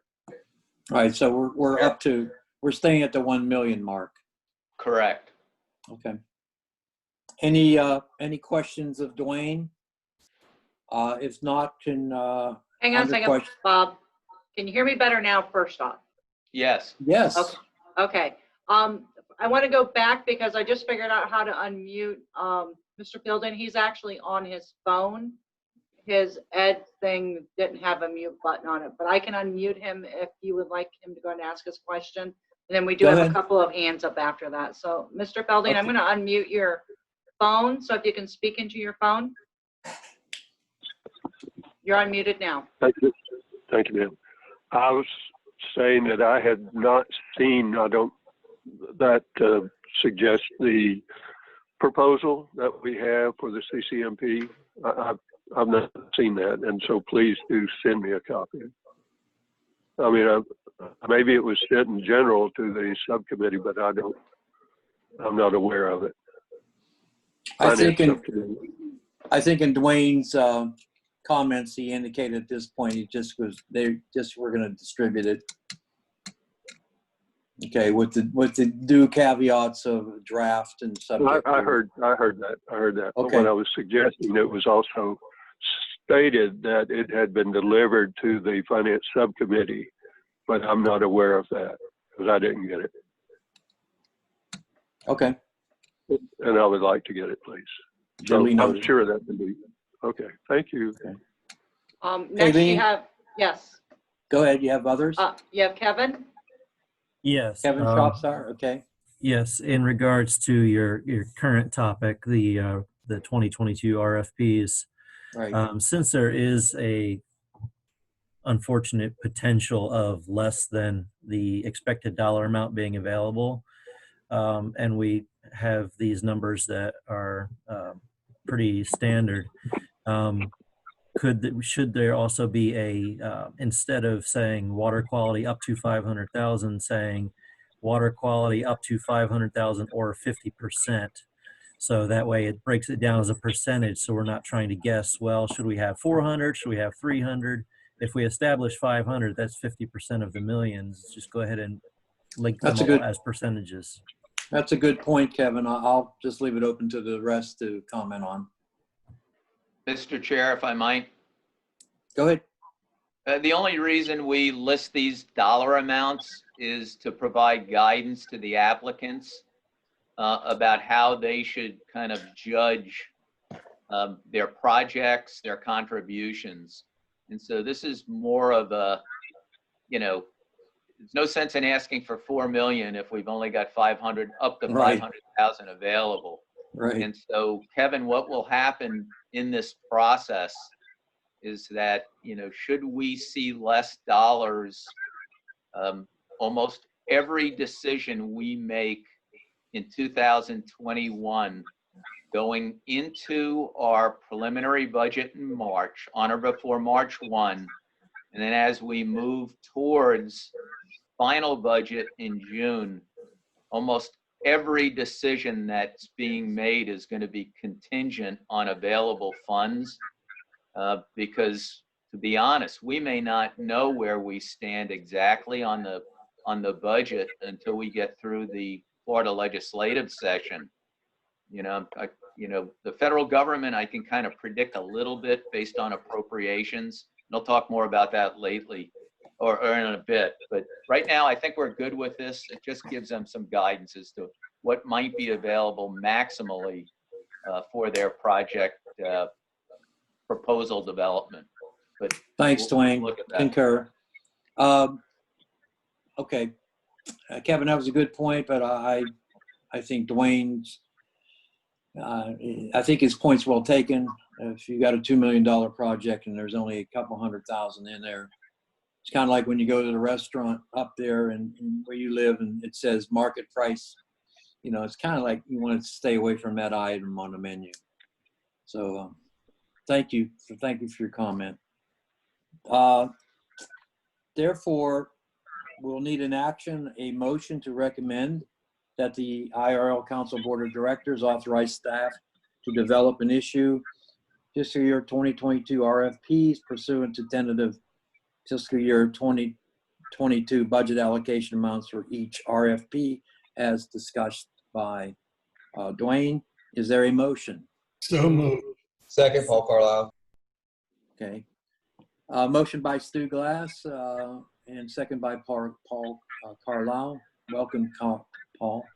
Any comments relative to the motion and second before you? Not seeing any raised hands, Kayleen, and Nope. Not hearing anything. All those not in favor of the requested action, please signify by voice or sign. Oh, I'm sorry. Hang on a second. Ed Fielding has his hand up again. Hang on, I got to go back over the other side to find him. Go ahead, Ed. if it's difficult to interact with being muted, but anyhow. I still think that we need to have the caveat that that's contingent upon funding, even with the agenda item as proposed, requested action, but it needs to be contingent upon available funding. The motion maker, did you hear that? Yes, I did. And are you accepting to that? I am. I will accept that. And would the motion second accept that? I will accept that. Thank you. All right, that being done, then the motion as presented and amended by Mr. Fielding is before you. Again, if there is a negative vote to the requested action with the modification as presented, please stipulate. If not, then the motion will pass as modified unanimously. Okay? Kathy, you're up to talk about the great 5 interns you got. Great. Yes, we had 5 people respond to the COVID bridge funding that we were offering. You may recall we had 10 of those available. 5 people responded. So we have 3 recent college grads and 2 folks who were laid off as the result of COVID. So first up, we have Laura Norton. She came to us from FAU. She is data mining all of our previous projects for the nutrient reduction benefits that came from them. So TN, TP, and TSS.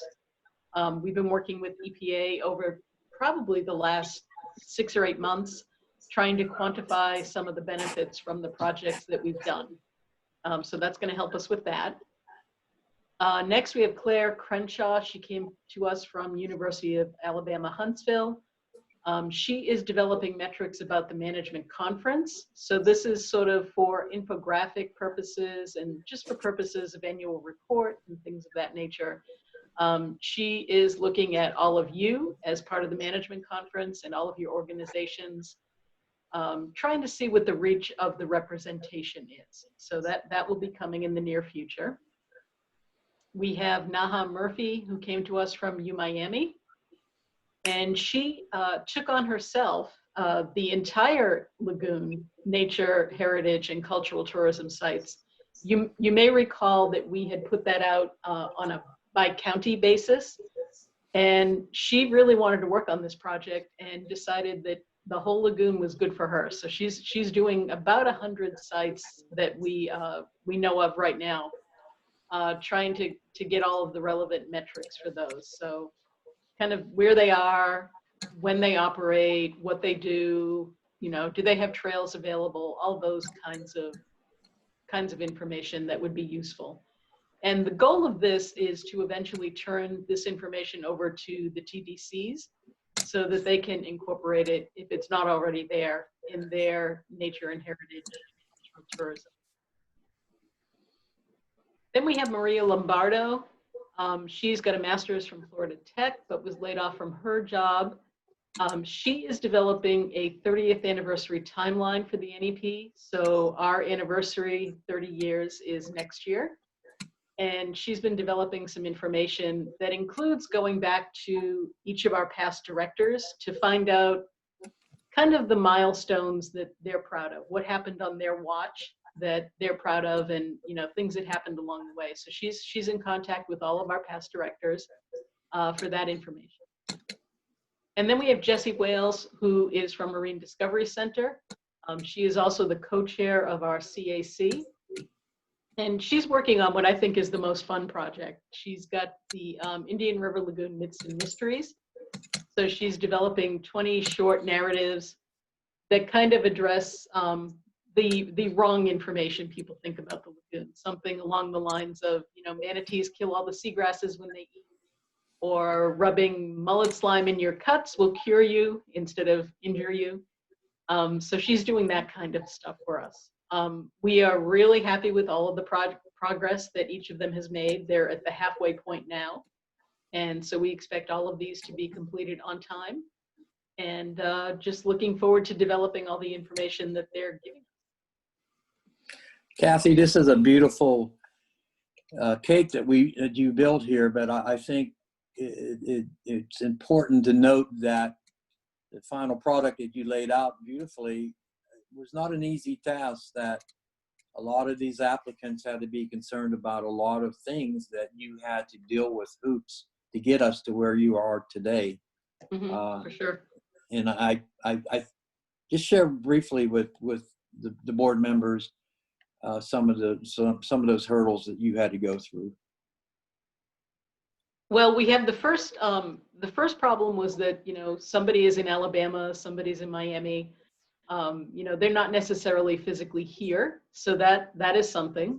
We had to hunt down the information, the contact info for some of the past directors, not all of them. We're in touch with many of them, but not all of them. You know, it's just been their eligibility and, you know, the effects that it may be on their unemployment or whatever was also a challenge. Yeah, that was a challenge. We think a lot of people were dissuaded from applying because it may have put their unemployment benefits in jeopardy. Right. And so the folks that we got didn't have that issue. They, you know, the recent college grads couldn't find work because nobody was hiring during the, you know, beginning of the pandemic. Okay. And the other two didn't have that issue. That's an impressive lineup, and Jesse Wells is always one of my favorite movies. I just love it. Next is the infamous Daniel. Any questions for Kathy on the bridge funding grants and the team she put together? If there is none, then we're going to move on to Daniel on the IRL project updates. I am seeing none. Okay, thanks, Kay. All right, so just want to kind of give everybody a kind of a high-level overview of where we are with our project management and grant management. We have 43 contracted projects in progress right now. 4 of the old small grants are still in progress. Between the last meeting and this one, we contracted 6 new small grants. Kathy just went over our 5 COVID grants, and we actually have 2 wrapping up our EPA grant as well. That's going to be completed by the end of this calendar year. So we're working under 2 EPA grants at the moment. That 5-year period one is ending, and going to wrap that up shortly. On the project side, we did finish 8 projects so far this fiscal year, and 5 of them completed just in this past quarter alone. Next slide, please. So I'm just going to kind of give you just a high-level overview when it was completed. So you can see West Wawasso septic to sewer completed in 2019. We actually talked about this project a little bit in some of our budgeting last meeting to accommodate filling in the gaps on Sewell's Point. It was originally awarded $200,000. When they came in for final reimbursement, it was $68,219 under budget. And just some of the highlights from this project, they connected all 101 parcels that they proposed, and we're looking at roughly 3,100 pound per year of TN and 505 pounds of TP per year reductions in nutrients. Next slide. I'm not going to go too much into this one because Dwayne covered it very well earlier, but the Climate Ready Estuary project did complete in March of 2020. They were originally awarded $52,000 and was reimbursed for $52,000. And he already went over the highlights. The 9 adaptation actions over 3 vital signs will improve resiliency. Next slide. Brevard Zoos wrapped up their Restore Our Shores 2018-2019. They had some permitting issues they had to get through with eels, but they finally completed that in April 2020. They originally awarded $86,120, and they reimbursed for the full amount. Some of the highlights is 3,687 plants along 965 linear feet of shoreline. They held 91 total community events, and big number there is pretty impressive. Is over 3,000 volunteer hours. So good job for them. Next slide. University of Central Florida wrapped up their shoreline suitability model, phase 2. So phase 1 was mapping out all the areas that were where natural shoreline hadn't been altered at all. And then the second one, they were actually looking at a model to see where mangroves could persist. And the only about 68% of the shoreline that they mapped had a 50% chance that mangroves could persist there because of wave height. So wave height is critical in allowing mangroves to go. This project was completed in May 2020. They were originally awarded $117,546, and after total reimbursements, they were $127.19 under budget. Next slide. FDEP wrapped up their aquatic preserves IRL shoreline restoration project in Brevard County. It's wrapped up in May 2020. They originally awarded $52,452, and after reimbursement, they were $652 under budget. Some of the highlights from this project is over 1,000 volunteer hours, 220 square meters of red mangroves planted alone on Brevard County Spoil Island 45, and 1.55 acres of bird nesting habitat was created on several spoil islands by removing Brazilian peppers and Australian pines. And they just started their horseshoe crab tagging project in this one as well. Next slide. Brevard County finally wrapped up their channel denitrification. This was one of our oldest projects, and it finally wrapped up in June of 2020. They were originally awarded $32,000. After reimbursement completion, they were $21,650 under budget. They are still doing monitoring for this for nutrient reduction, and they pretty much just put together this bioreactor that has small calcareous rocks and charcoal briskets to see how effective it is for nutrient reduction. Next slide. Hub SeaWorld Research Institute's linking wildlife health to ecological factors in the IRL project completed. We heard about some of the data from this project a few meetings ago when we were doing the mercury. So that's one of the highlights from this, that some of the dolphins have the highest mercury levels ever recorded, but selenium may be protective against that contamination. This wrapped up in June 2020. We were originally awarded $66,000, and they reimbursed for $66,000. What you can see in that graph too there, it's showing over time that some of the nitrogen from wastewater shown in the tissue samples is going down. So it may indicate that less wastewater nitrogen is entering the IRL over time. Next slide, please. And our last project that completed this so far is Bethune-Cookman's Reed Canal Basin Stormwater Improvement. This wrapped up in December 2019. They were originally awarded $181,148. I'm looking for some backup from them for the total requested reimbursement amount, so that's why I don't have the total number on that one yet, but it does look like it's going to be a little bit under budget, a few thousand, just waiting on the final data for that. Some of the highlights is you can see before and after. They totally redid that stormwater area, replanted it, regraded it, and they also hosted a 6-day Protect Our Lagoon Academy at the BJ Moore Center on campus during July of 2019. I'll be happy to answer any questions about these projects. Daniel, go ahead. I'm gonna let you know we have Diane Hughes and Stu Glass have their hands up. Okay. Before I get to those, Daniel, that's an outstanding presentation. All nice projects. I just want to do a special shout out for the West Wabasso. I know the area quite well.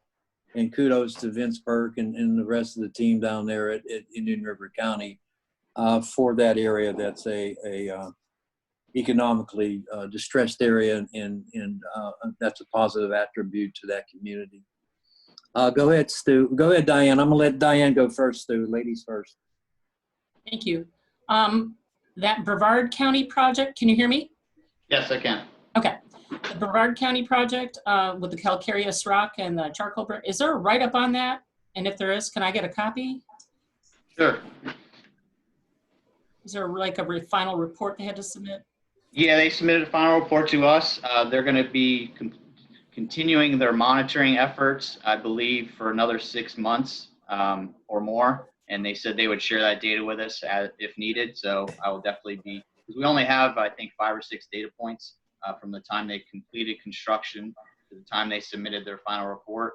So, long-term monitoring will be key for this project. But yeah, I'll definitely share what they sent to me. Thank you. I'm very interested. Yeah, good pickup, Diane. Go ahead, Stu.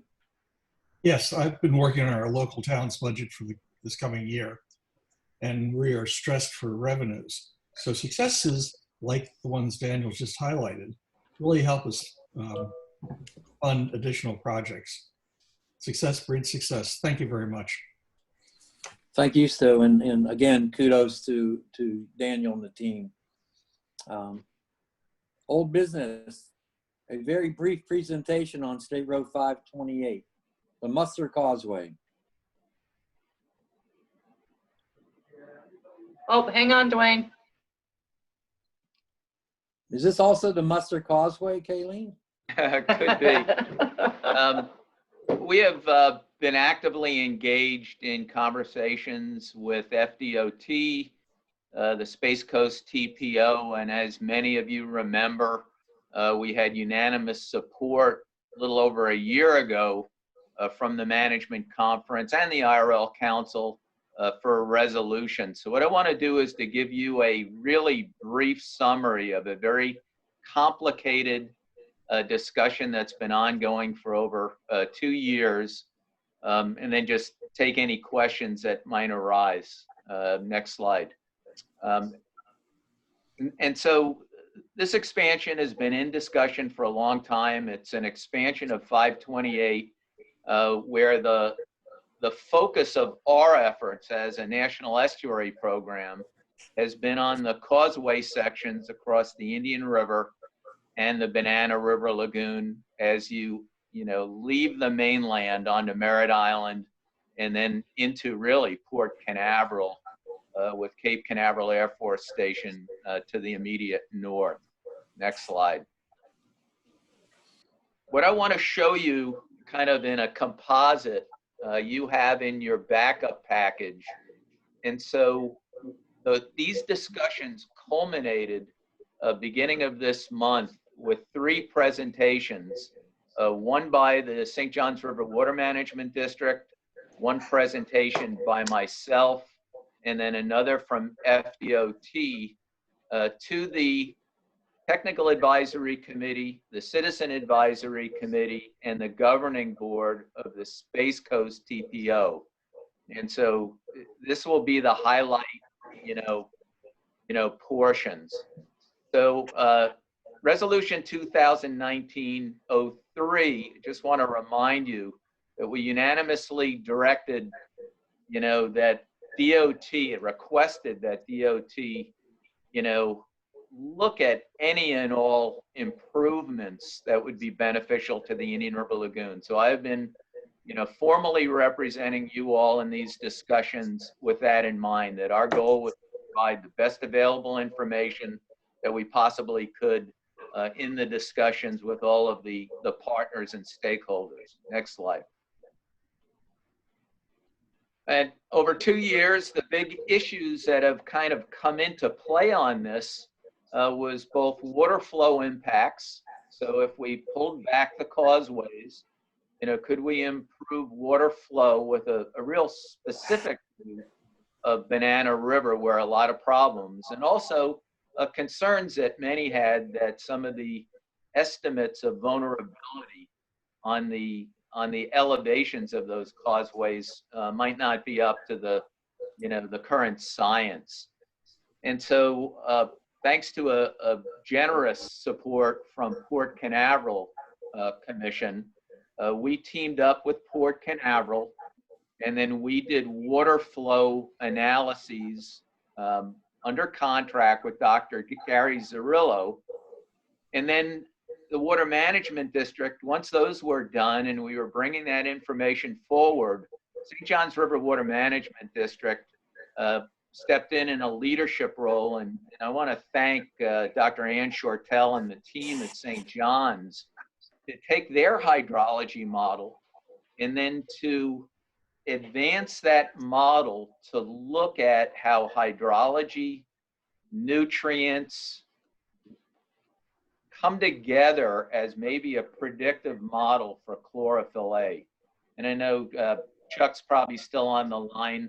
Going to let Chuck jump in if there's technical questions about that model. So next slide. I want to show you kind of where the results are and then kind of just wrap this up quite quickly. So when we looked at multiple models from Dr. Gary Zerillo, the bottom line was that any improvements, any expansion of that opening to go from high bridge span, which is there, cut back the causeways and increase, the opening by cutting back on a causeway. So if you just did that to 528, there was no impact. But if you did 528 and 520, you had pretty significant impacts to hydrology, especially on Banana River. And you can see this on the left. So the hotter, the redder it gets, the longer the residence time. The bluer it gets, the shorter the residence time. And so Zerillo's models showed that somewhere between 9 and 17% flow improvement, which is not insignificant. However, a flow improvement, doesn't have a biological component to it. Next slide. Oh, I just wanted to add that the other modeling that Gary did that was outside of our contract scope was to provide TPO basically where he believes we should be on all causeways when we're looking at vulnerability to sea level rise.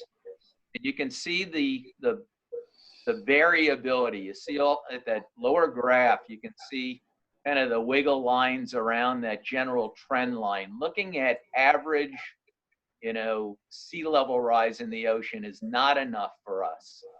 So on that top graph, you see the actual, measured changes, but you can see that, high peak, low peak, high peak, low peak. That's that seasonal stand that we all see in the fall, so the water levels elevate in the fall when we have these seasonal high stands offshore. So Zerillo's position on this is that if you want to look at resiliency of causeways, you really need to take the mean sea level rise, look at storm surge and this seasonal variability in order to truly predict how vulnerable you are, and also to build with coastal resilience in mind. So next slide. When the district did their models, and you'll see there's a lot of support docs in your package that I'm not going to go into. If you looked at the current condition based on how they shaped their model and retooled their model to look at chlorophyll A, the finding was that even with an expansion of the opening for 528 and 520 with a low elevation bridge span, that you would not see significant predicted changes in this preliminary work, based on water quality. And, that's kind of common sense when you think about it, that, it's a slow flow system to begin with. Just opening up that compartmentalization by 9 to 17% isn't going to dramatically change the tendency of that constrained area to have algal blooms. Next slide.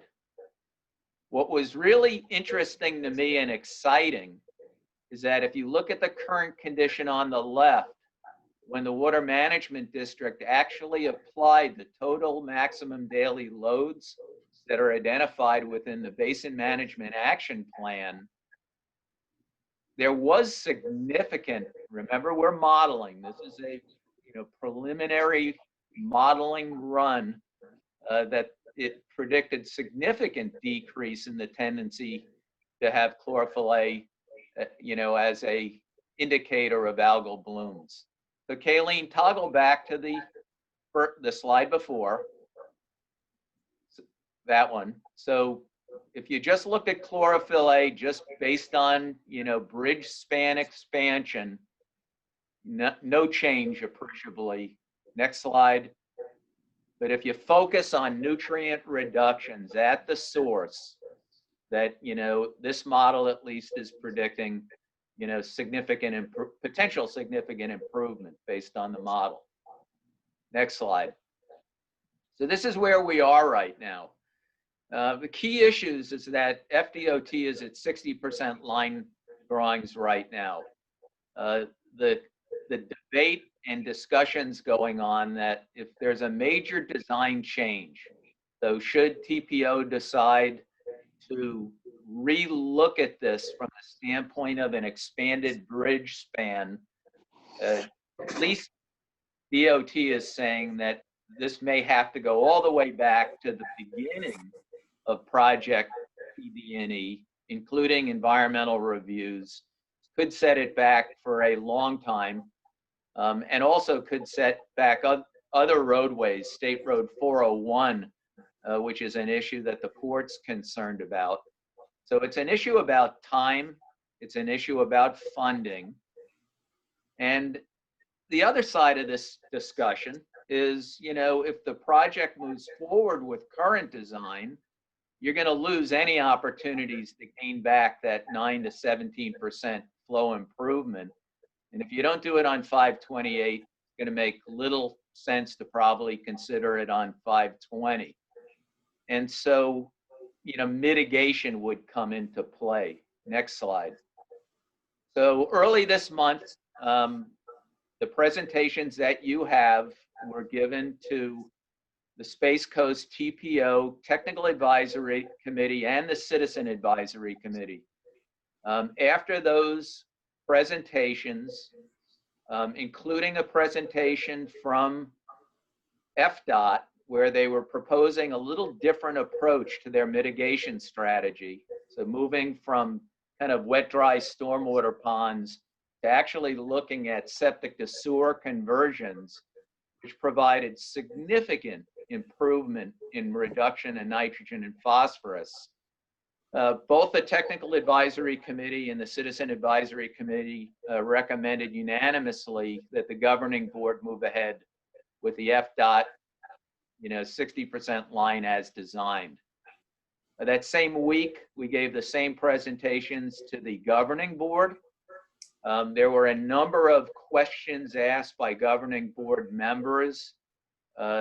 Most importantly were questions from Brevard County Commissioner Brian Lober, who asked a question about, well, how do you equate kind of the pound of nitrogen and phosphorus reduced in the early proposal for mitigation against that 9 to 17%. And the outcome of that discussion, which was lengthy, was that the governing board tabled any decision on this until those questions were resolved. And so right now, there's discussions, I assume, going on with staff at TPO, St. John's, FDOT, to relook at the elevations for coastal resilience as it relates to the Zerillo information and other information from NOAA and TPO itself, and then to get some answers to both cost and time, and this will come back to the governing board in September. And I'm expecting probably they will make a decision in September. So no action required by the management board. We will bring the same presentation to council on Friday. I have made myself available as needed to all of those stakeholders. I think we've done our due diligence. Just so you all know, I was called on the record to give my personal opinion at that governing board meeting. I took my hat off, officially as a representative council and of the management conference itself, and basically made a case that this is an important decision, probably one of the most important roadways in the state of Florida as it relates to Kennedy Space Center and Port Canaveral. and that they simply needed to get it right, that these questions were important questions, and before they make a decision on an infrastructure that will be here 50 to 70 years from now, that they really needed to seriously look at some of those questions that remained unanswered. So with that, I'll just open for questions. Thank you, Dwayne. Just so I see if I can understand. So what you're saying is as we understand it, or as I understand it, that FDOT would like to proceed as they're designed for their reasons, and would offer to mitigate and attack point source opportunities, i.e. Septic to sewer conversions, as a mitigation and a counter to the nutrient reduction. And Lober was basically saying, what's the quality of that? Okay. That's correct. Okay. So with that, I'll open it up to questions. I've been told that Ed Fielding has his hand up. And he is unmuted. Okay. Go ahead, Mr. Fielding. Thank you, sir. Two things. One, and maybe I need to call Dr. Zerillo, but there probably are a couple of additions to his graphs that might be useful, or that might, and there are a couple of Bollinger Bands and Keltner channels, which might give a more clear view of what his detail would project. Second, in my various experiences with DOT, the standard response from DOT is if we change anything that we want to do, it's going to, you may never get the money again, and it's going to take multiple years. That's the standard response. So I don't know how high on the pole we want to hold that flag. So I think we want to get it as precise, as broadly useful as possible, because DOT, regardless of that, what they say is always the same thing. It just causes us to lose all our money, and it'll cause it to be years late. So we might as well get everything we can that's appropriate. Thank you. Thank you, Ed. I've spent years in court with FDOT. So Dwayne, go ahead. Well, I don't have any other comments other than, you know, the bottom line on this one, it's going to be a Space Coast TPO governing board decision.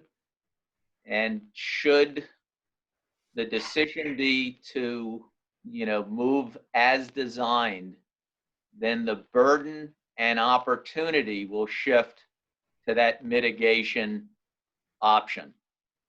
You know, and I agree with Mr. Fielding that there's a lot of questions, you know, about, you know, what really does a time delay mean? You know, funding of this isn't, it's like 10 years out to actually fund and start construction. Right. But you know, we can weigh in with our best position. You know, we have a clear resolution from council and you all on the table, but ultimately this is a TPO decision from here on out.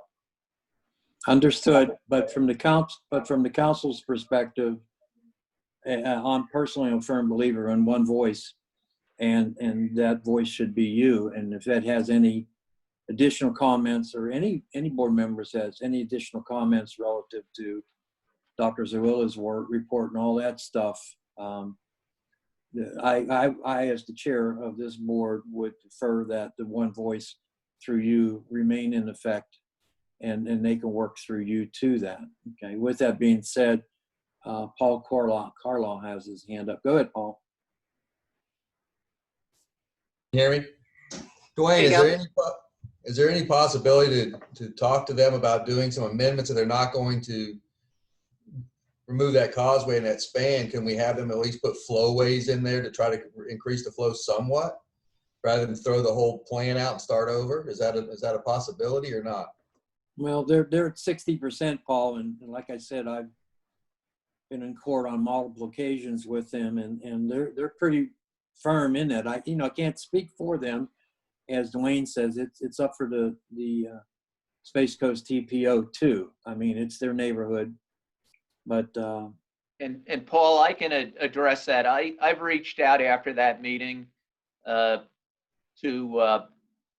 Space Coast TPO with that very issue. There are folks in the room at that meeting, who are consultants who talked about box culverts. It's very possible that there is a intermediate strategy that it has not been discussed at, to this point among the primary stakeholders. It might not take them all the way back to, the very, very beginning of, PD&E.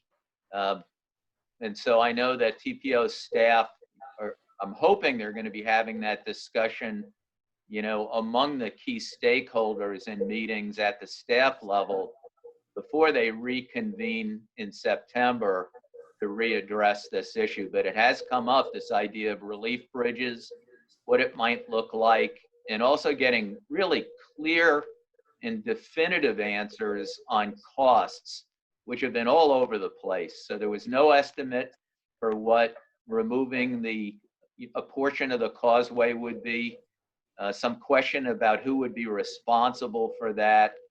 We heard multiple estimates of what a low-rise elevation bridge might cost. And so there was a lot of gray area that still hadn't been clarified to the point where I think a decision. So I applaud the governing board for having just put this on hold to try to get those answers committed by some of the players. thanks, Paul. I mean, I'm the eternal optimist, so you're always hoping that you can introduce some logic into potentially illogic situations. Any other comments and questions to Dwayne in regards to State Road 528 update? Stu? Yeah, I just got one. I've served on that governing board, and it's always good to remember that they work with very long-range plans. So this is most likely a 2040, 20-year out plan. I kind of agree with Commissioner Fielding. Get on there now, so we can build something for a future date. Oh, absolutely. Yeah. Like Dwayne said, first thing I asked was, is it in the 5-year plan? It's not in the 5-year plan, and probably may not be in the 10-year plan. So, we're 2030, 2035, 2040. But before you know it, it'll be here, and we'll be celebrating somebody's 100th birthday. Hey, Bob, it's just Dwayne again. It's in the 10-year plan. Of course, Is COVID, it? Okay. COVID changed that dramatically, on the revenue side of things. But one of the really good outcomes of all of this, because we've been at this for over 2 years now, is that, remember in the very beginning, 5 years ago, we were, and I believe it was Ed Fielding when he was a commissioner, trying to get a better engagement with FDOT on Indian Lagoon issues. As a result of this discussion, just a couple of months ago, I was asked by District 5 to be on the very, very front end of a discussion about a stormwater conveyance. And so I'm hoping that, now that we've gone through this 528 discussion, that in the future, Indian River Lagoon will be considered in any and all infrastructure projects. And then we will be part of the parties that are invited to the table in the early discussions, way before you even get to PD&E, the early look around. And so I have some evidence to suggest that, those lines of communication are open, and clearly with Space Coast TPO, we've got a good working relationship, and we intend to continue this, these lines of communication. Excellent. And gratitude for Ed for planting those seeds, and you and Stu up here nurturing the development of those things. So that's very positive. But 10 years isn't too far out, so that's a motivation to stay on top of this. Let's move on to new business. Dwayne, you're up. Okay, I'm going to tee this one up. There's going to be a requested action at the end of my brief kind of summary, and it's mainly to move 2 letters of intent to the Restore America's Estuary RFP that would be coming directly from the Indian River Lagoon National Estuary Program. Dr. Chuck Jacoby is working on one, and I'll talk about them in a minute. And I'm actually developing the second letter of intent, and that's happening as we speak. And so, next slide, I want to give you the background and how we got here. Back in 2016, thanks to a number of Congress people, but especially Congressman Bill Posey, U.S. Congress reauthorized us in Section 320 and created a competitive watershed grants program within our funding line. And so funds have been flowing annually to EPA for this competitive grants program. Those funds have been accumulating, and this year, the last 8 months, EPA contracted Restore America's Estuaries program to serve as the administrator of that competitive grants program, now called the Coastal Watershed Grant Program. The first RFP was issued May 6th of this year. We attended an informal webinar, my whole staff and I, on June 3rd, had over 600 folks on that webinar, which will give you an idea how competitive this is going to be. This call is not NEP specific. In fact, nor is it NEP preferenced. And so national estuary programs, even though it's coming through our funding line, we're asked, and this is mandatory, any letter of intent from any applicant has to have an acknowledgement letter from a national estuary program in order to be considered. Those letters of intent are due August 7th. A few will be invited. I don't know how many or what the process will be. They haven't disclosed, but they will review those LOIs. There'll be an invitation to submit full proposals sometime in November, or sometime before November, with a deadline on proposals November 7th. And then somewhere between November 7th and probably January, maybe February of 21, awards will be made. So next slide. So I didn't bullet all these because they're coming in like as we speak. But as of last night, I have literally drafted and sent out 10 LOI letters of acknowledgement. Those proposals range everything from oyster reefs to harmful algal blooms, even one looking at coral reefs down in South Florida. Those that are within our boundary, our watershed boundary, we indicate. Those that aren't, we indicate. A number of those applicants early on started to request that we participate as what's called a partner in their proposals. Because of the RFP, that are limited, all applicants, including national estuary programs, can only declare partnership in 3 proposals.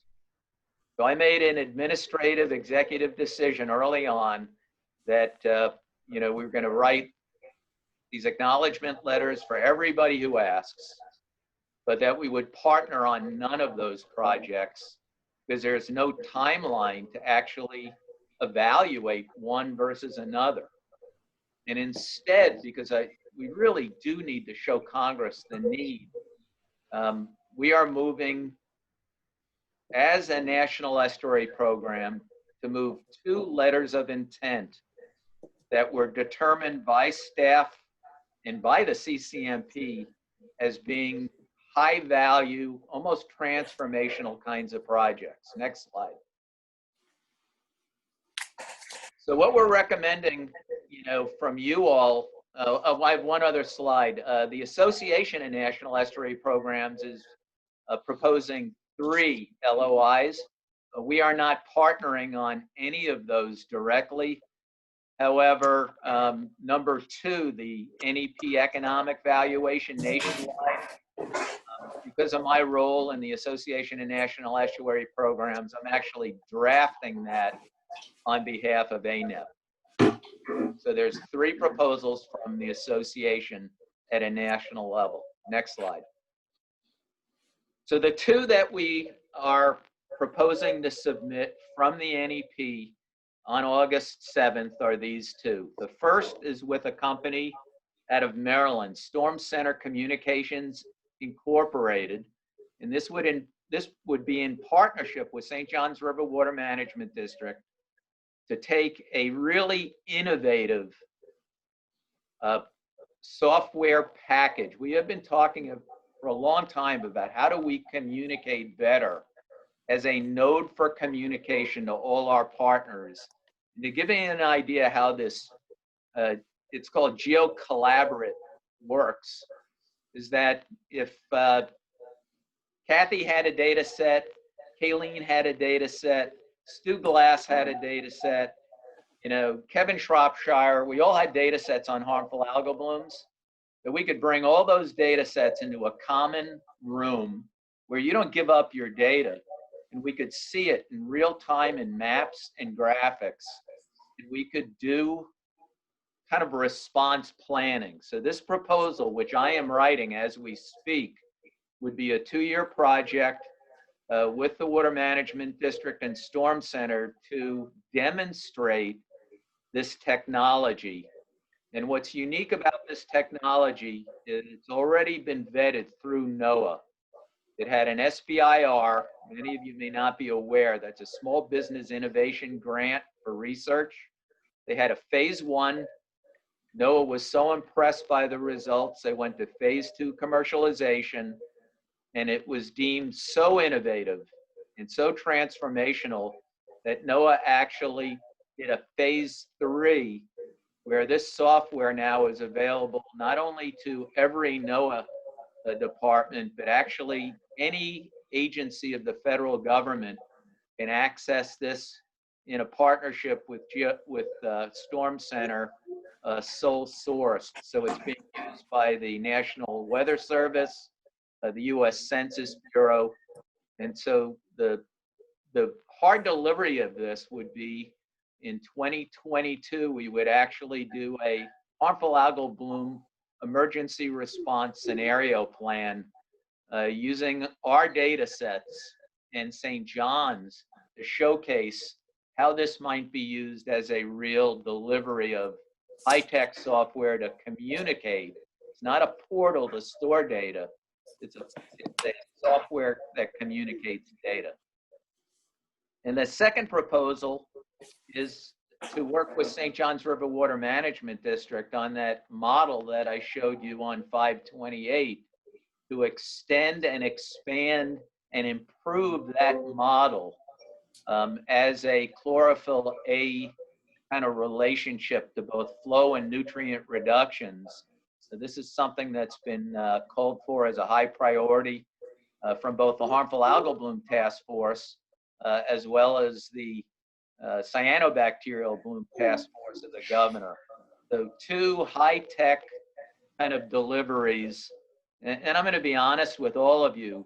I think the likelihood of us getting an invitation is low, but we wanted to make sure that EPA, RAE, and Congress sees us responding to these dollars that they made available competitively. So the request is just to recommend to council, to allow us to submit those letters of intent. They require match. We have enough match within our reserve to handle that. And in fact, for the Storm Center project, we actually have $25,000 in our current budget for information technology that's unspent that would be available and is in the budget for next year. So with Dwayne, that, Chair, I'll just open up.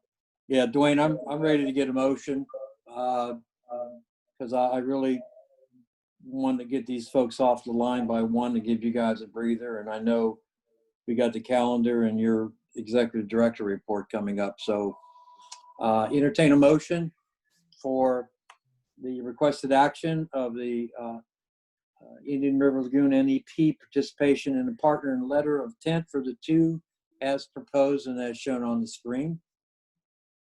So moved. Kathy, so moved. Second, Okay. Kevin. All right, so I got Kathy La Martina moving, and Stu, you'll take a second on that. I'm sorry, Kevin.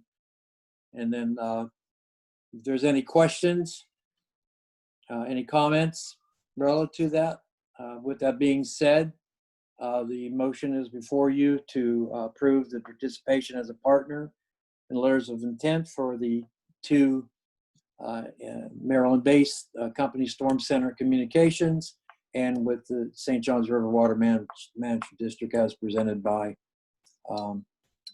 Dr. DeFries. Okay, that's the motion in front of you. If anyone is in objection to that, please signify. Otherwise, the motion will be passed unanimously. Thank you. New business, Kayleen, calendar. Looks awesome. Sorry, Looks I was muted. awesome. Yeah, pretty self-explanatory. We follow the same kind of patterns that we had for this year's dates. We verified that the dates, especially for the board of directors, didn't conflict with anybody else's schedules. We do want a consensus from you all if you like the format that we're using, where we have the financial subcommittee, the management committee, management board committee, and then STEM in that order. Make sure that still works for everybody going forward, and if everybody likes it, thumbs up. If not, we can talk about changes. Well, for a dummy like me, I thought your package here in this sheet is outstanding, and I'm personally okay as the chair with the current format of the finance committee, the management board, the break, and then the STEM. I think that's fine. Unless anyone has any objection, then we'll just do an informal motion. Okay. I don't think there's any objection, so we'll move on to the executive director's report. Thank you, Mr. Chair. Just 4 points on my report today. First, I want to alert everybody to keep your eyes open and ears open, and we will let you all know the governor and the House and Senate passed $25 million for local cost share projects lagoon-wide. That is being administered by the St. Johns River Water Management District. They're in discussions with South Florida Water Management District on process. What I'm hearing is that we should hear something on that maybe in the next several weeks, but want to just alert everybody that $25 million will be on the table for local cost share projects. And thank you so much to all our elected officials. You all should be thanking all of our House and Senate members, the governor, for that allocation, those new dollars. Number 2, and I'm not going to go into detail here, other than we are in active play at the federal level. You remember last meeting, I talked about having a House and Senate bill for reauthorization at $50 million, almost twice what we're currently allocated to. Thanks to Senator Marco Rubio, we were inserted into the WRDA bill. And so we have reauthorization moving in 2 directions simultaneously, or the same direction in 2 different lines. And so we're expecting that WRDA bill to move forward. House committee, because of their rules, do not take up those changes. And our understanding is there may be a discussion as early as this week on WRDA in conference. And I'm deeply engaged with IRLNEP and others on that to make sure that if we can get that passed, we will do so. The new news that you haven't heard is that the state of Florida has formally requested from our two senators, Rubio and Scott, to include a 5th estuary within the National Estuary Program. We'll see if that actually happens, but we're working closely with the senators' offices in DEP, and we support that inclusion.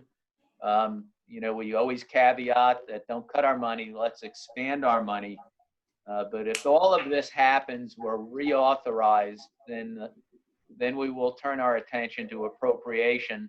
You don't expect that to happen till after November, but it will allow us to expand our base federally.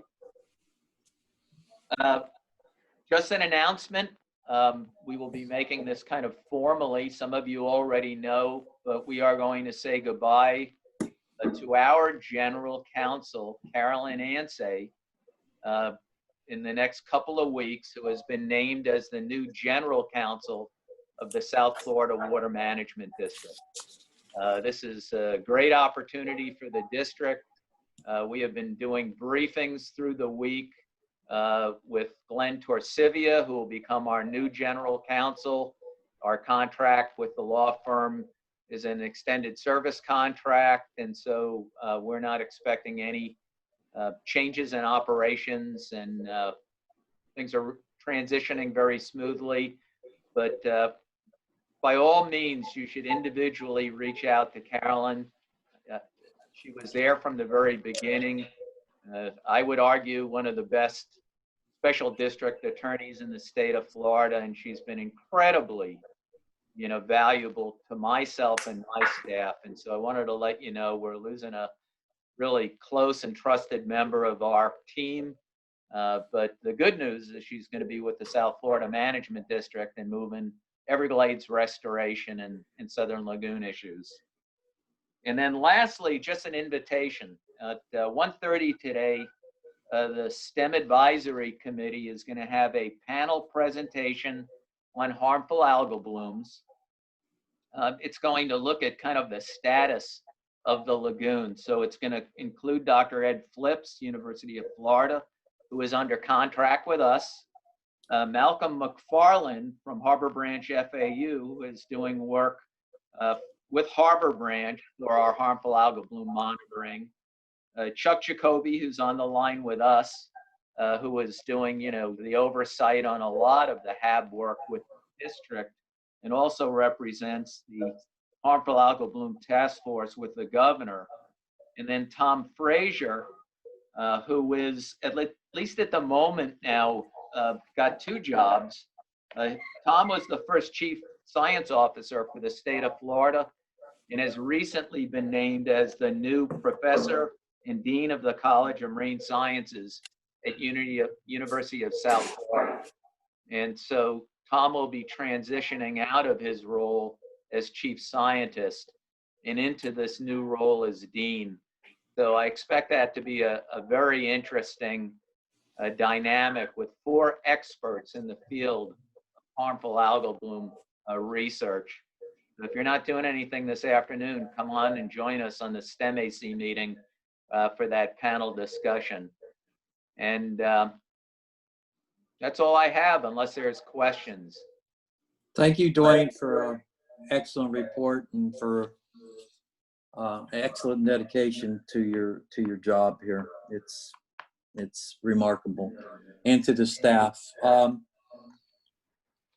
I will open up to very short final comments because we're all committed to ending this on time.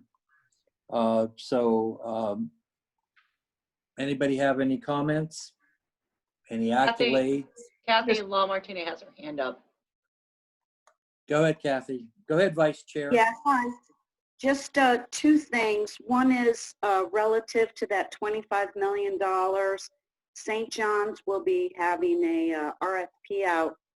I'm hoping today, if not today, sometimes this week, because the applications are due on August 21st. And just understand that it's the 5 counties can submit applications, and both water management districts will be reviewing and ranking the projects. Secondly, I have an answer for Gary Ritter on the C44 STA cells. The answer is yes. We are putting water into those cells, but on a limited basis.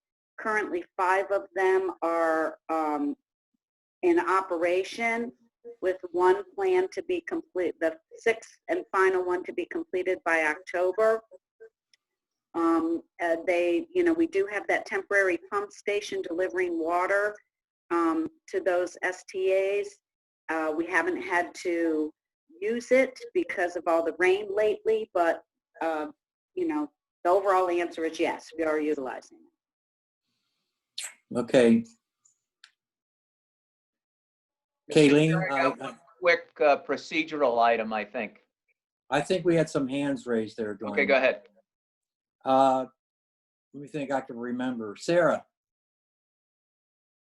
Thanks, Bob. I just wanted to announce really quickly, we are going to be doing a public BMAP meeting for the 3 IRL BMAPs towards the end of August on the 25th. We haven't formally announced it yet. We've just made the decision yesterday, actually. It's actually going to be kind of a 2-part meeting. So the first part will be more background on restoration, DEP's restoration in the Indian River Lagoon. And then we'll have a hard stop time, and then we'll go into sort of the upcoming, status updates and what's going on with the BMAP updates. So that should start at 2 p.m. on the 25th, and you'll probably see an announcement come out for that soon. Okay, just send that through Kayleen, and we'll get it out. Yep, sure thing. Okay. Judy? I just had the same announcement, so that was taken care of. Awesome. Yeah. Awesome. Ed?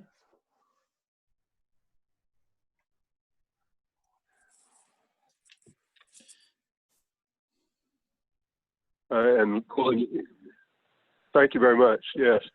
Carolyn helped in the beginning when we were pulling the NEP into the council, but and she helped us enormously at the time. What I think is now, it would do us well to put out a bid to get legal. Every once in a while, you just need to do that. And Carolyn has this wonderful opportunity, but it's also an opportunity for us to put out the bid to see what legal that we might have. We did that recently with the Treasure Coast Regional Planning, and it was extremely useful. That's my suggestion. Thank you, Ed. I'll let you respond accordingly, Dwayne, and we'll wrap this up. If this is an issue you'd like us to address on the agenda for November, we're happy to do so. We've got a continuing contract with legal. We can bring the terms to you at the time. We are getting the kind of economic value in this relationship that's going to be hard to find anywhere else. So happy to bring that as an agenda item at the next meeting. Okay, let's do that. And with that being, final thing to remind people. Go ahead, Dan. So most of you, I sent out a GIPRA request. Just want to remind you that request is coming up at the end of next week. So if you need any help with that form, please let me know. I'll be happy to walk you through it. But we are looking for Newport habitat restoration data for EPA as soon as possible. So thank you. Okay. Thank you very much to everybody for taking time out of your day. Bob, I got one more though. Come on, Dee. Go ahead. Mr. Fielding, made a comment that he hadn't gotten kind of the package on the financial, which suggests to me that you might want to serve formally on the finance subcommittee. Great idea. That's gone through, all of you as, we're taking anybody who wants to volunteer, but we've recognized that formally. And so I don't know if Ed's still on the line, but and I sent him a text or a chat, but he didn't probably see it. If that's a formal request that he wants, we're happy to do it. Yeah. Please. Thank you very much. Okay. Thank you. All right. Again, thank you to everybody. Please stay healthy. Take care of yourself and your families. And once again, my sincere appreciation. I'll entertain a motion to adjourn. So move. Second, Greg. Second. Anybody who doesn't want to adjourn, Mute them, Kayleen. Okay. We'll see y'all. Bye. Thanks.